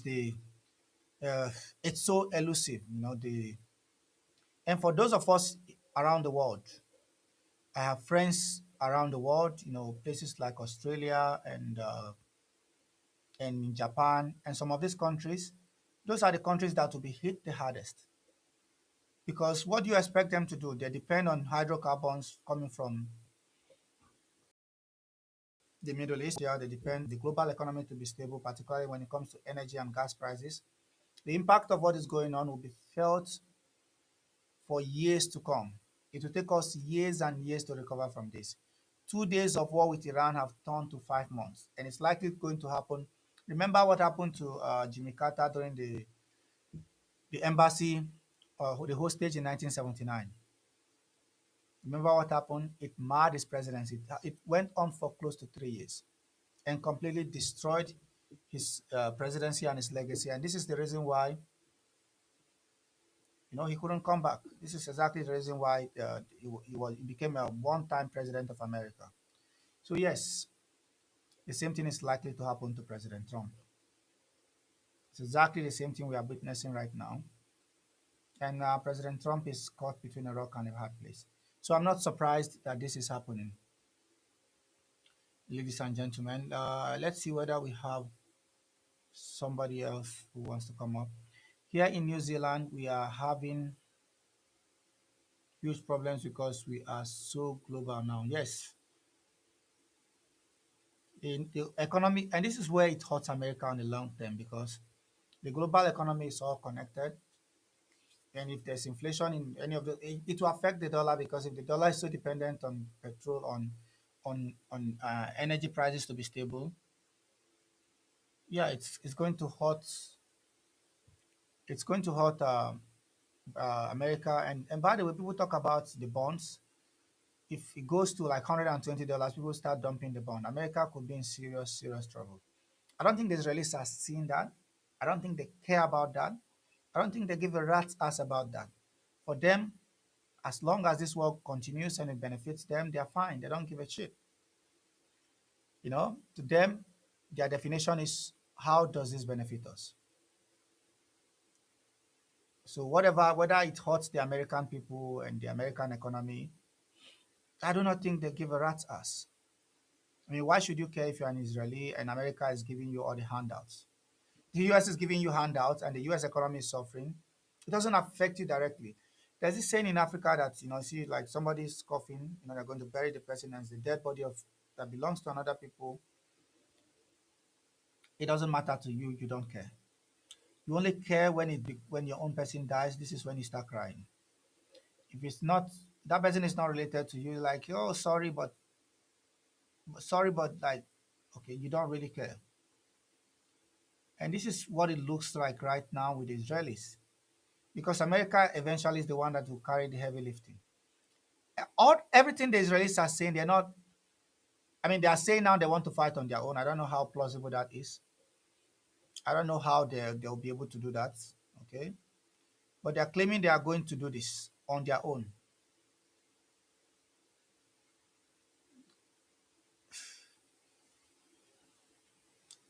It's this is crazy, man. For them claiming they are going to do this on their own, I don't know how they intend to do this, okay? But eventually, it's to pressure America to come back in again. This whole tactic is no longer working. I'm sure they understand that the game is over. The game is over. I don't think anybody buys this bullshit again. If they want to do it on their own, and from the beginning, should have made it very clear to them. If you want to do this on your own, be my guest. I'm not joining this. Why did Trump not tell them this from the beginning? Why did the US president not tell them this from the beginning? Capitulated because, it's all about his ego.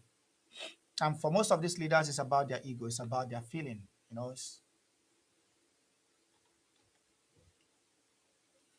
For most of them, it's all about their feeling, it's all about their ego. The facts are not important. Let's hear from this person.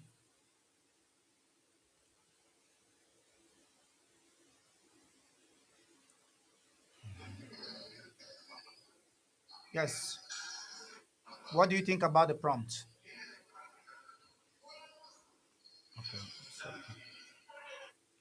the last thing I need is noise and music, okay? It's the last thing I need from you right now. Noise. No. Thank you so much for the likes and the shares, guys. Continue to engage in the conversation. Let's see. The last thing we need right now is noise and music. The US and Iran are having negotiations. Okay. Welcome to the panel. Did I send you an invite? I don't know how that happened. Yeah, go ahead.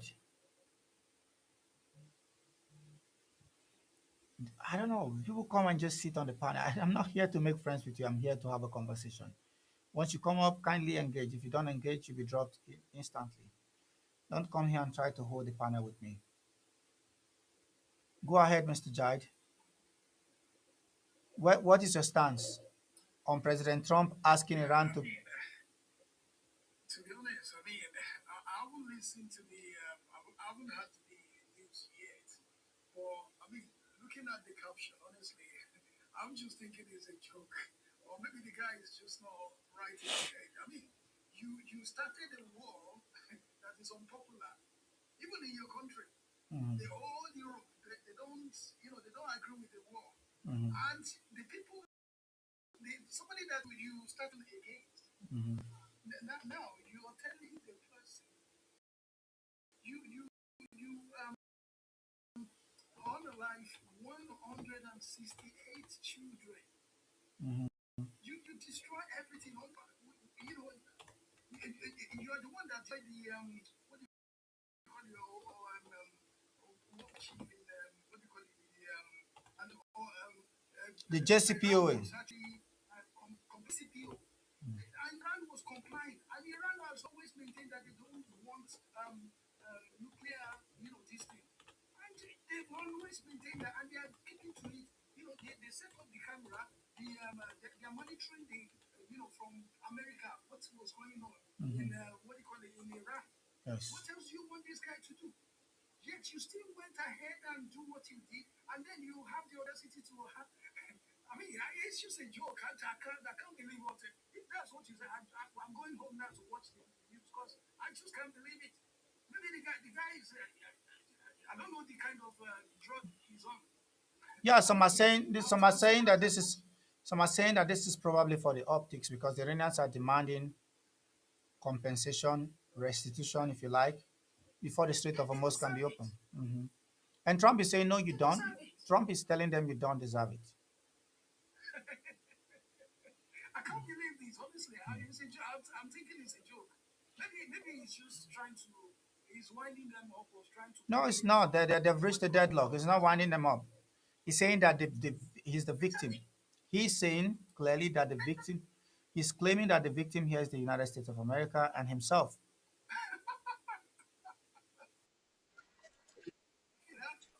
It's just funny to me. I can't believe what I'm hearing from you. From what he's saying, it's just unbelievable. It's laughable. I mean, but I don't know why people why are do you think doing it's that. why do you think it's funny? Iran has killed American troops during this war, and if Iran has agreed to like what he told them, he couldn't, maybe he shouldn't have gone there in the first place. So he's saying that he's the victim, that the Iranians encouraged him to do this, that the Iranians dragged him into killing their children, and that the Iranians should pay him and America reparations for killing their children. To be honest with you, if I carry on like this, I don't know if I'll run back. I don't know. What this is, it's just like a joke. I can't even believe I'm hearing that from Trump or anybody. You're killing the children and you want compensation. I mean, I don't know. I don't know. I don't know. This is too much, for a joke, to be honest. I mean, I don't know. The guy is just not right in the head. I don't think he's. And, instead of looking for the way out now, to beg, to be on his knee and say sorry for what he has done, he can't even get out. And he knows that the military is not the solution. He doesn't even have the military to do the job at the moment because they don't even have the weapon, the bomb, the whatever. They don't have nothing anymore. So instead for him to just swallow his pride and beg for mercy, I mean, to be honest, to be honest, I don't think they don't have the weapons. The problem is they do have the weapons, but they also need defensive munitions, the interceptor missiles to defend, because they concentrated their troops around that area. Those troops they have around that area is the ones carrying out this operation, the Air Force and so on and so forth. So they're living in a location that Iran can strike if they don't have those interceptor missiles. And if Iran is able to use ballistic missile to target those places they're hiding or staying, they can kill 35,000 American soldiers and so on. So America do have weapons to launch against Iran. The problem is that they don't have what it takes to defend their troops, or what they need to defend their troops is dwindling. So the casualty rates will go up, and that will affect him. So they had this conversation, and the Secretary of War, Petek Set, who was a Fox News analyst, the Deputy Secretary of War, I think a Jewish billionaire that contributed to Trump's campaign. Most of them have never served in the military, have no experience. And then there was the chairman of the Joint Chiefs of Staff, Dan Kane. They sat down, and Petek said, yeah, Mr. President, let's continue. Let's continue. We want you to. And then the chairman of which the military guy said, hang on a second. This is my idea. This is not working. We have reached maximum. This pressure is not working. And if we continue, we might likely lose troops and the region could be set ablaze. And this is why he has given diplomacy an opportunity, quote unquote. I mean, this is what he would have done since January when he told the world is going to send them back to the Stone Age.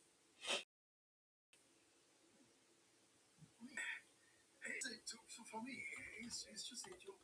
Because at the end of the day now, you started the war. And then, you need a way out. You didn't even plan for the war in the first place. And to be honest with you,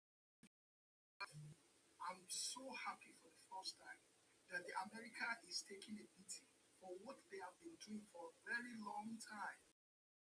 In fact, I can't wait for Iran to put their 15,000 kilometer range missile for America to have the taste of their medicine.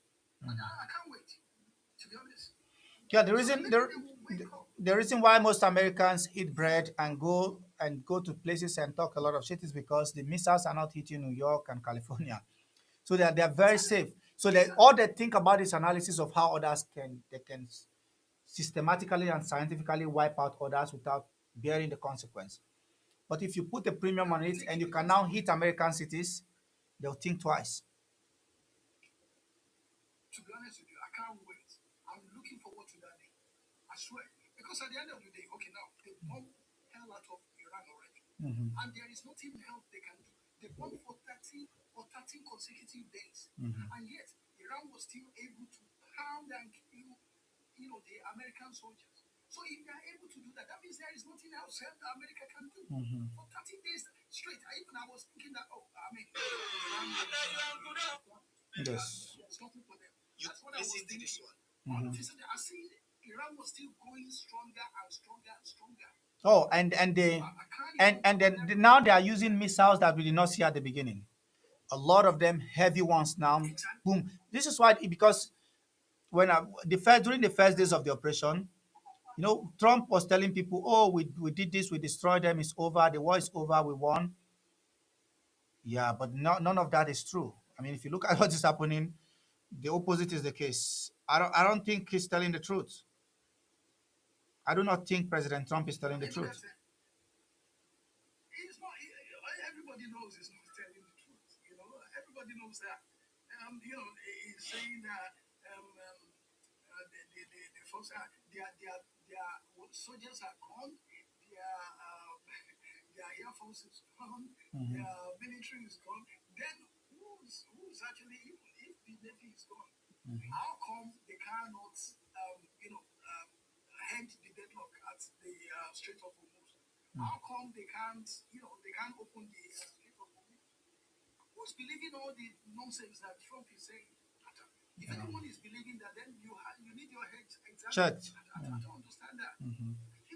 Because at the end of the day, you said the navies has gone, everything is gone, If and the all that. yeah Yes. yeah yeah the big large vessels the big large vessels that Iran has have been sunk, but you don't need those ones to blockade. What do you think Iran is using to blockade the Strait of Hormuz? It's the navy.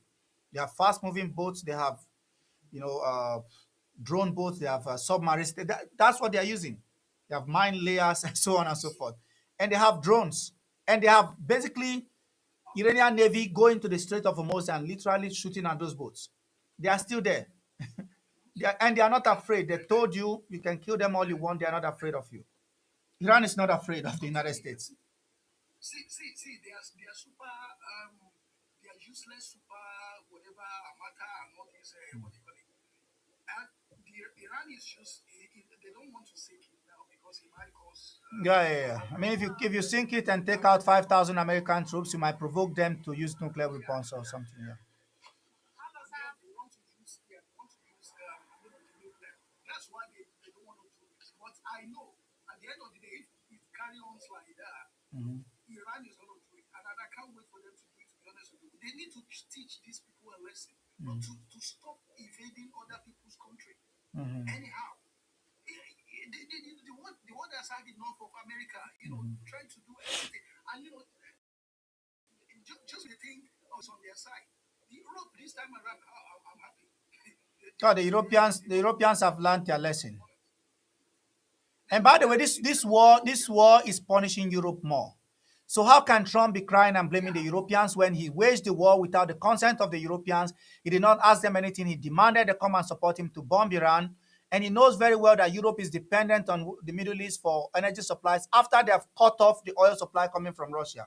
American companies that push him to this war are benefiting from this. They cannot get gas from Russia because of the Ukraine war, and they cannot get energy from the Middle East because of the war that Trump has launched. So it's affecting Europe. And then he has the guts to blame Europe. The funny thing. Mhm. This is America is begging Europe to come to his aid. And we're talking about the America that is imposing, like, look at we are the strongest country in the world by far. We are all these things, all these Yeah, things. people are laughing at them now. People are laughing at them. At the beginning of this, we told you guys that it's not going to be a cakewalk. Trump thought it was going to last for 2 days. The Israelis say maybe 1.5 days. The Israelis gave all this intelligence and said, oh, we know where they're hiding. Let's just go and unalive and kill their supreme leader and all of that, and everything will be hunky-dory. This is where we are today. Thank you so much for coming up, Mr. Jide. Thank you. No, Uh, yes, welcome. You want to respond to the prompt? Go ahead and unmute yourself, sister. Kindly unmute yourself. Are you there? Do you want to unmute yourself and speak, sister? yeah, so hello. Yes. Thanks for the program. Mm-hmm. What you've been saying is true. Trump, from day one, he hated Iran. Remember when he first came in power, first time? Mm-hmm. He had to change the embassy from Tel Aviv to Jerusalem. Those were like something was showing what he's going to do. Mm-hmm. The reason he came and took the Obama deal, whatever, because they hate he had for the Iran and the Muslims. And first of all, the people who supported him are the Zionists. So he was being deceived, and he find out that Iran is not Venezuela or Iran is not Libya. Look what is happening in Sudan. Look what is scary. And can I ask you something about our UK Prime Minister? He Mm-hmm. went quiet. This new one, what happened with him? Because, like we said, we're going to suffer. Winter is coming. We don't know where to get the gas. And we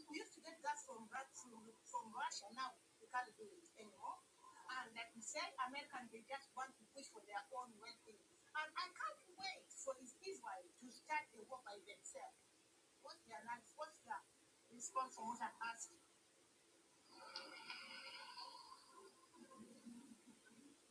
Yes. So do you think that Trump is right to demand for compensation from Iran? Never, because he started the war. Yeah, but Whatever he said, I think he's taking it like not like jokingly. Mhm. But Iran is serious, and now they are the controller. They control everything. And to make matters worse, first time now they're telling Trump he has to leave the Middle East. They have to go. And I heard in Iraq they run away. So everything is bad. And you know the Arab states, I don't know whether they still be sleeping, whether they wake up and smell the coffee. Everything is going bad. We're so worried in Europe here. We're very worried. Even in Africa, we can't travel because everything's going to be very expensive. So what is going on? Like you people know more. And like you know when it comes to Big Shy, you know the Big Shy? Yeah. He teaches us, but we don't know what's happening. We Yes. nervous. We Yes. nervous what's going to happen. And I can't wait Netanyahu to fight again. Look what he's doing in Gaza. It's time to make something going for him to be in power. But I don't know. Because he refused the deal with Hamas. He says he's not doing anything. And Trump can do nothing. He's the boss. That's my situation, please. All right. Thank you so much for coming up. I do appreciate you. Thank you.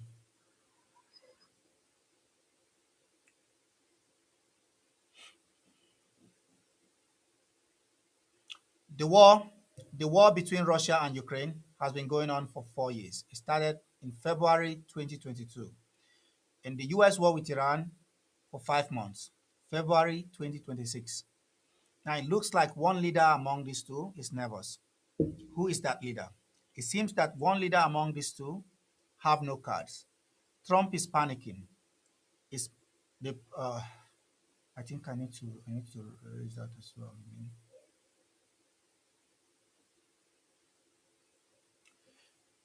Tap and engage, guys. One leader among these two have no cards. Remember when Zelensky visited the Oval Office and the White House? Oh my God, I don't know why my brain is failing. I need to drink tea.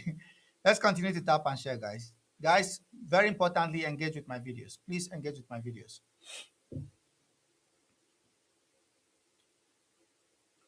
President Trump once told Zelensky, the Ukrainian president, you have no cards. You are trying to start World War III. You're playing with World War III. Look at this. The war that America and Israel launched against Iran has been on for 5 months. President Trump is panicking, is all over the place. The war between Russia and Ukraine has been going on for 4 years. It started in February 2022 and is still going on. So why are we hearing these noises that America is running out of interceptor missiles? How is Russia doing it? The Russians are fighting against the whole of NATO. All the assets of NATO, all the resources of NATO stacked up against Russia. And yet, President Trump calling Iran a paper tiger, calling them weak and an army on slippers, is struggling after 5 months. So my question to you guys, and I want you to leave a comment, who among these two leaders is weak and have no cards? Write the answer in the comments. Yeah, true. That's exactly what he said. He told them you have no cards. um, that's what he told them.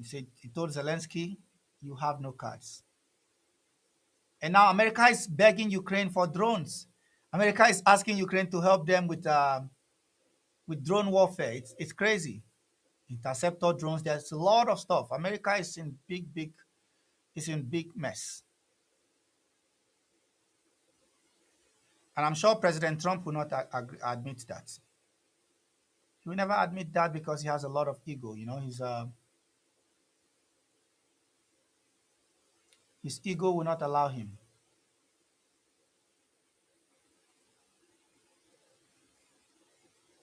President Trump's ego is larger than life. I don't think his ego will allow him to admit that he's struggling on the ground. He's struggling. Of course, he's struggling, but the ego is bigger than his boss. And because of that, why should he admit? He's a bully. Yeah, somebody called him a big track bully. I think this person 360 you've been requesting, and Yes, sir. go ahead. What do you think about this prompt?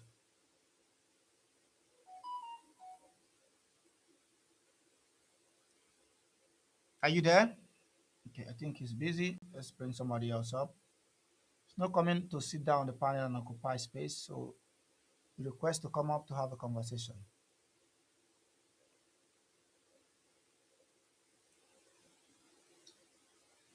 Yes, go ahead, Black. What do you think? Hello, can you hear me? Yes, what do you think about the prompt? What do you think is what you think? What do you think? Yeah, Donald Trump is a joker. He's a joker of the 21st, the biggest joker of the 21st century. Mm-hmm. Stopping to stop the strikes on Iran is primarily due to his lack of one interceptor missiles Mm-hmm. to protect his military, and also even for offensive weapon. According to intelligence, I think they almost expended about not less than about 60% of their what do you call it interceptor missiles and even offensive weapons.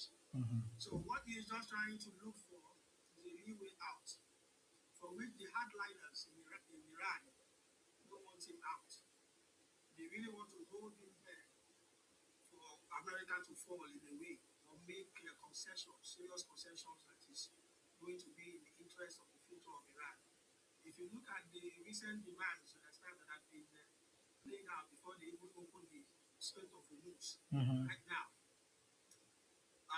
demanding that one, you should, what they call it, end the war, give guarantees that And it's not going to apologize for start a killing war them and pay reparation. do you understand? So that is why he too is coming. He too is coming back home and say, okay, Iran too should pay. I Mm-hmm. mean, you are the aggressor. You are the one that went there to go and kill their supreme leader. Now that things are not turning out the way you feel they should go, understand? Now you're not trying to turn everything into a joke. Mm-hmm. I mean, but the problem we are just going to have is that the effect of this is going to carry for a very, very long time, both in Europe and even all across the world. Understand? Looking at the pump price now, understand, we can see the pump price of diesel and gas going up. And by the time we get into winter now, it's going to be very, very severe. Right Mm-hmm. now, it has no way out of this except the hardliners in Iran give him a way out. And Arachi is seriously trying to find his way through to negotiate and even try to convince the hardliners.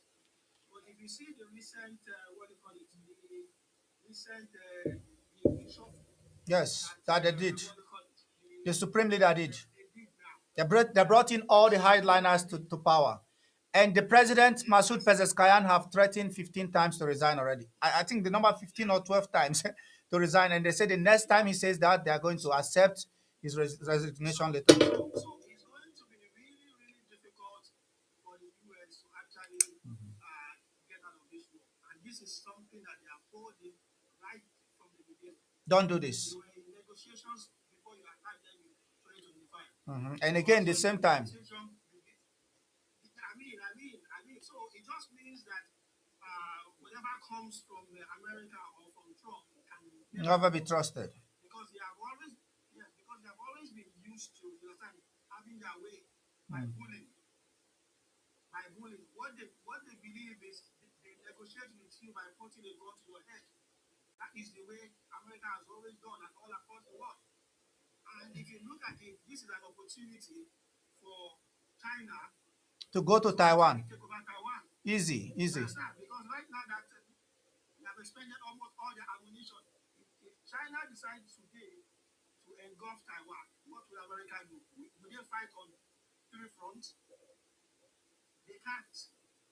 So the world is watching. China is watching, and I think the best thing for America is to just count their losses and get out of there. See, I saw a number that some of this China is now the most dominant country when it comes to now to the navy. They have something about I don't know if the frigates destroy like the equivalents of American Navy, right? They have these very small vessels, 15 or 30,000 of them compared to America's 1,200 or something like that. It's incredible. I saw the number recently. And on top of that, this whole idea of holding territory, they're building a lot of artificial reefs and artificial islands surrounding Taiwan. In the next 5 years, Taiwan will be surrounded and blockaded. Blockade Taiwan and starve them. They have to be dependent on themselves to provide their own food and whatever. And if they do that, it's a declaration of war. And what would Taiwan do? I don't even think it will go to 5 years. It depends. If President Trump doubles down on the war with Iran and is unable to win and is bogged down there, Russia will have their way with Ukraine because the Europeans have to fend for themselves now without America because America will have their own engagement. Then other fronts will open up in Africa. Other front. This is exactly what Trump said. You are playing with World War III. That's what Trump told Zelensky. And this is exactly what he's doing. He has gotten himself into this war, convinced by Netanyahu, who is still abusing him and telling him that he's weak till today. Yeah. If you China is currently building an underground command base, which is the biggest military command base in the world. And I'm sure that probably they are waiting probably till they, to take Taiwan until they finish everything about their what they call it, both both China and Iran have benefited enormously from Iran. They've learned a lot of lessons from the Iran war. They saw what the Iranians, when the Iranians were building tunnel and building on that Iran network, we were laughing at them. Look at what is happening today. This is why America cannot get to them because of those underground networks in the mountains. And secondly, the ship drones, when they were building them, the Israelis were laughing. Israel did not really care about those drones or investing. They are using them for reconnaissance. They say, why do we need these drones? We have F-35. We can just come and bomb you in 5 minutes and take over. because they never realized what asymmetrical warfare could result into. Yeah, because the Israelis doctrine is similar to the American doctrine of shock and awe. They believe in 5 minutes they can take over your territory when they kill your leaders, like they did to Saddam. And like once they do that, they believe things are going to be very easy and quick.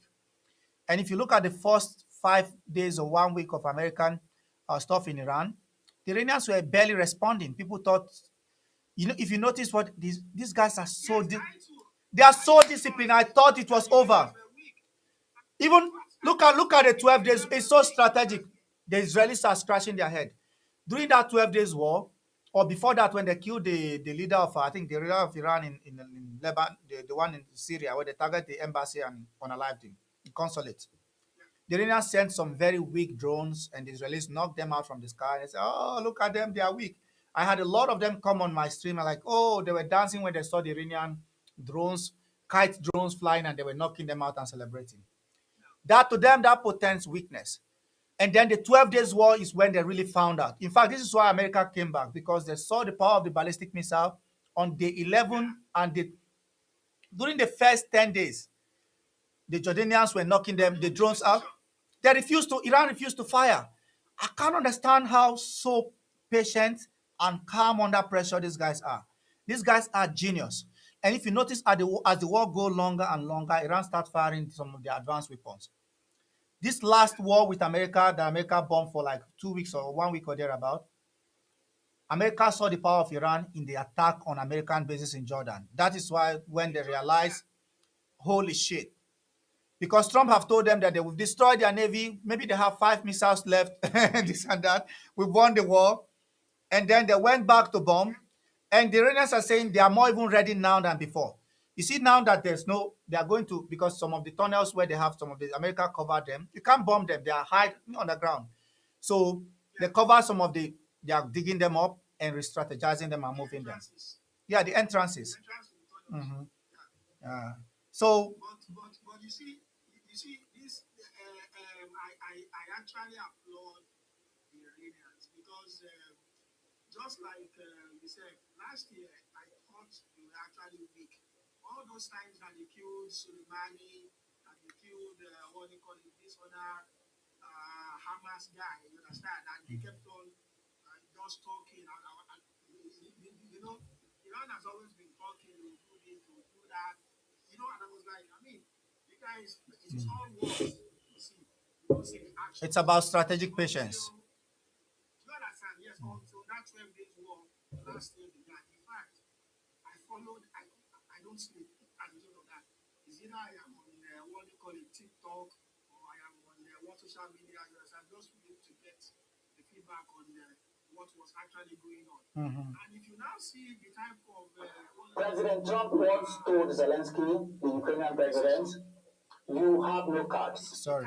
You are trying to start precision that they were actually able to pinpoint precision. I mean, if they say they are hitting this target, Mhm.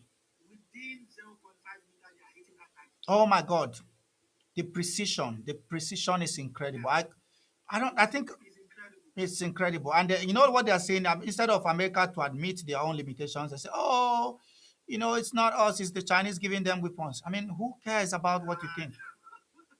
So instead of them to admit their own failures, they're blaming China for everything. They say, "Oh, the Chinese gave them this. Oh, this one did this to them." You see, China is just also a humble rival, just like Iran.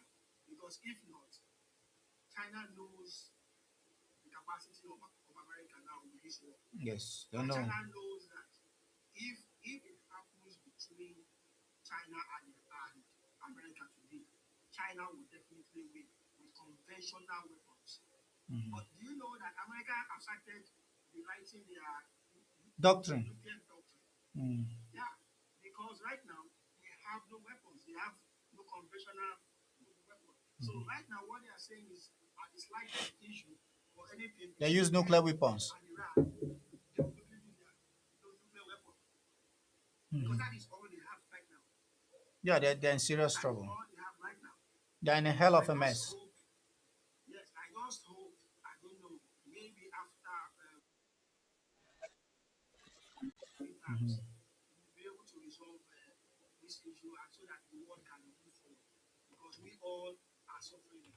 And look at the price of diesel today is about 185, Mhm. 185 right now, and it Yes. is still going to go up with Babel Manda. is closed, almost closed. Mhm. I mean, it is going to be a disaster for the whole world when winter comes. Mhm. Thank you very much. Thank you so much for coming up. I appreciate that.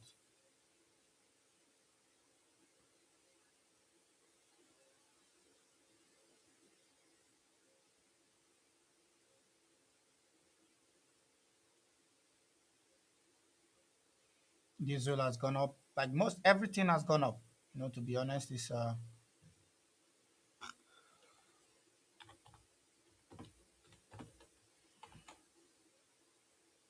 you ready to talk now?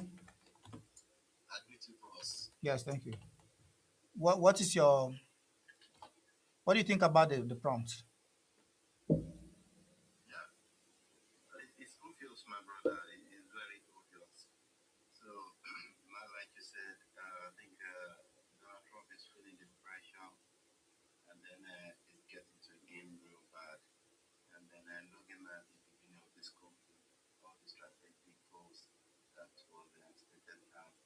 Mm-hmm.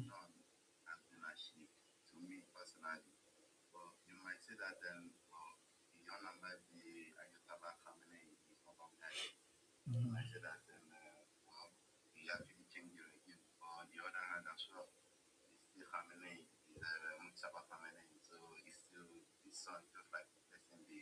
The father. Mhm.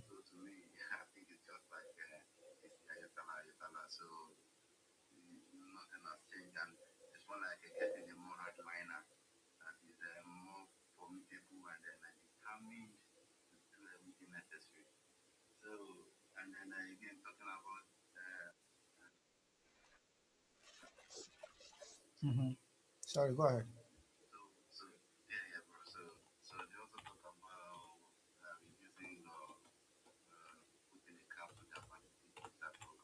Mhm. It's a non sequitur. It's not. It will never be part of the. It's not even up for debate.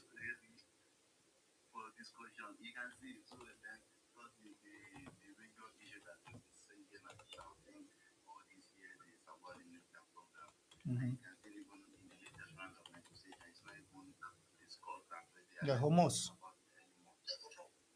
Yeah, so now they are talking about something that was never in the discussion At the before beginning. this conflict was discussed.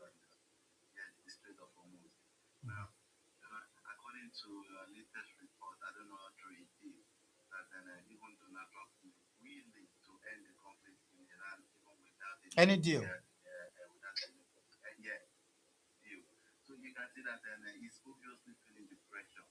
And then I think it was, imagine in the United States, obviously, they are doing poorly at the moment, but United States is a great power now. Like, and they have the ever most military power, most expensive military power. Mhm. Just went into Venezuela, captured the whole Mhm. president of a nation, your president, took him out in less than 24 hours with little or no Resistance. American casualties. So he's feeling like a god. And imagine a country as high as mighty as the United States, and then you just completed that escapade in less than 24 hours.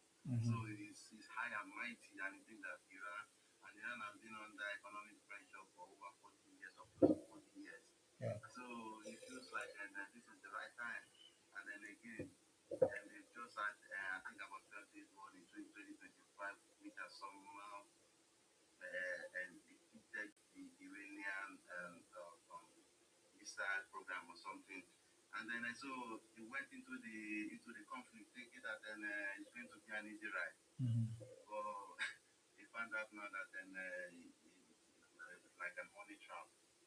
So now Yeah. he's trapped, he's in trouble, and then I did not see an easy way out here. For me, analytically speaking, I think the only way out here is for him to continue that the United States, when it comes to escalation, Mhm. United States thrive when it comes to escalation. Like they are more like the king of escalation. Yeah, but now So the what they Iranians can are the ones that hold the strategic initiative and the escalation card. initiate, yeah, I think for the first time, I think was the last month or 2 weeks ago. The Iranians initiated the Yeah, first the first escalation. Is yeah. exactly my bro. Exactly my bro. So that is like we waited, trusted you twice, Mhm. thinking that then you have to do the time job, but you attack us twice in the middle of negotiation. So they believe that they have no reason to trust them anymore, and then they survived the initial blow. So they just took the initiative, and then Yeah. preemptive strike. So Once you're able to weather the four stages of the blow, every other thing becomes more of asymmetry. And this is what yeah, America does not like asymmetric warfare. No, they don't. This is no, the no, last thing they want. They don't I want think to be put in that position where they have to, go back and forth with you. They want to be able to, you know, impose their own doctrine on you. Shock and awe. They're coming with all this heavy payload. And after 2, 3 weeks, I mean, if you look at most of the wars America have fought, after a month, it begins to diminish. It start having diminishing return. yeah, Yeah. that's right. That's right. That's right. I think what I have noticed in the history of an United States conflict, they have a very good start, a very good beginning, Hmm. but they don't have the capability or the ability to keep the momentum going. Hmm. Because if you look at the beginning of this war, they went in with full force, like everything they had, like they wanted everything to collapse at once. Hmm. Imagine taking psychologically everything, taking Yes. out over 100 and something girls in an Schoolgirls. instant, taking out the supreme commander in an instant. Like it's just like it's a psychological warfare, like and they're taking out the head. Hmm. Like so now that is like it we still fear the people of Iranians that we can do and undo what we want to do. But ultimately Iran proved to do what again why they have a civilization of over 6,000 years, if I'm not mistaken. And again, Was and the again, reason why they are so if you look surviving. at it over the past 2 years, it's the strategic patience. It's the level of discipline within the Yeah, RGC core and within the Basij and the Atash. Is it Atash you call them? It's the discipline. They're oh not yeah, they're not yeah, lumping missiles. This guy said today is like That what he was thinking is that the Iranians were going to take down the Burj Al Arab. If you watch what they did, people say, oh, they are bombing the Arab neighbors. I was just laughing. If they want to bomb those Arab countries, they would have wiped all of them out. They go in and go to American positions. Every single target they've hit, it has never been. No, it's a precision. The margin for error, very, very little. And if you look at on the other side, the Americans have gone in and killed schoolgirls. The Americans and the Israelis have bombed over 60 universities and unalive over 4 to 5,000 civilians. And the Iranians have the same power to respond in kind by those countries hosting them. Because I hear this nonsense from the Saudis that, oh, they have the sovereign right to partner anybody they want, meaning they have the right to bring the Americans to bring missiles and park in their lot and use it to attack Iran. But when Iran hit the Saudis, one of them told me Iran should strike America, not them. But America is hosting you. You are hosting America bases on your land, but you don't want them to strike you. It's incredible how they have this idea of thinking. Kuwait, Bahrain, all those countries will never be the same. American and Israeli presence in the region is the source of insecurity, not security, and it cannot guarantee their security. They've seen it firsthand. The Saudis are now running to Pakistan and running to Turkey and running to this and that. If America cannot protect you, how can Turkey or Pakistan help you? Exactly. Even you can see the Iranian the foreign minister is Karachi, or Mhm. maybe it was the president spokesperson that said that and they are trying to form the NATO style equivalent kind of security alliance. Mhm. And then it's not going to protect them, honestly. And then, as you can see, what the Iranians have once again, what they have demonstrated that they are very patient and they will not hesitate to respond if needed, if necessary. And Mhm. then again, looking at this conflict, you can see that once again, this conflict has exposed the United States the limitation of the military of the United Particularly States. the Air Force. It's Because clear that without with the Air Force alone, you cannot win war. no, never, never. So if airstrike can win wars, I believe that then the Russian Could would have have won. overtaken or overpowered would have won. Yeah, this is like 4 years and they counting. So yeah, it would have won. So I think that alone is not going to do it. So like To I be a said, lesson for them. the United States either count their losses and then that means that okay, they cannot always win every war and then go back and re-strategize, or continue to escalate to the point whereby they deploy ground troops in an hope to turn the tide into their favor. But I think with every action also comes with its own consequences as well. So I think so. Those are the two options left with the United States: either accept the defeat and then just take a bow and go back home, or continue to escalate and hoping that this turns around in their own favor Mhm. them.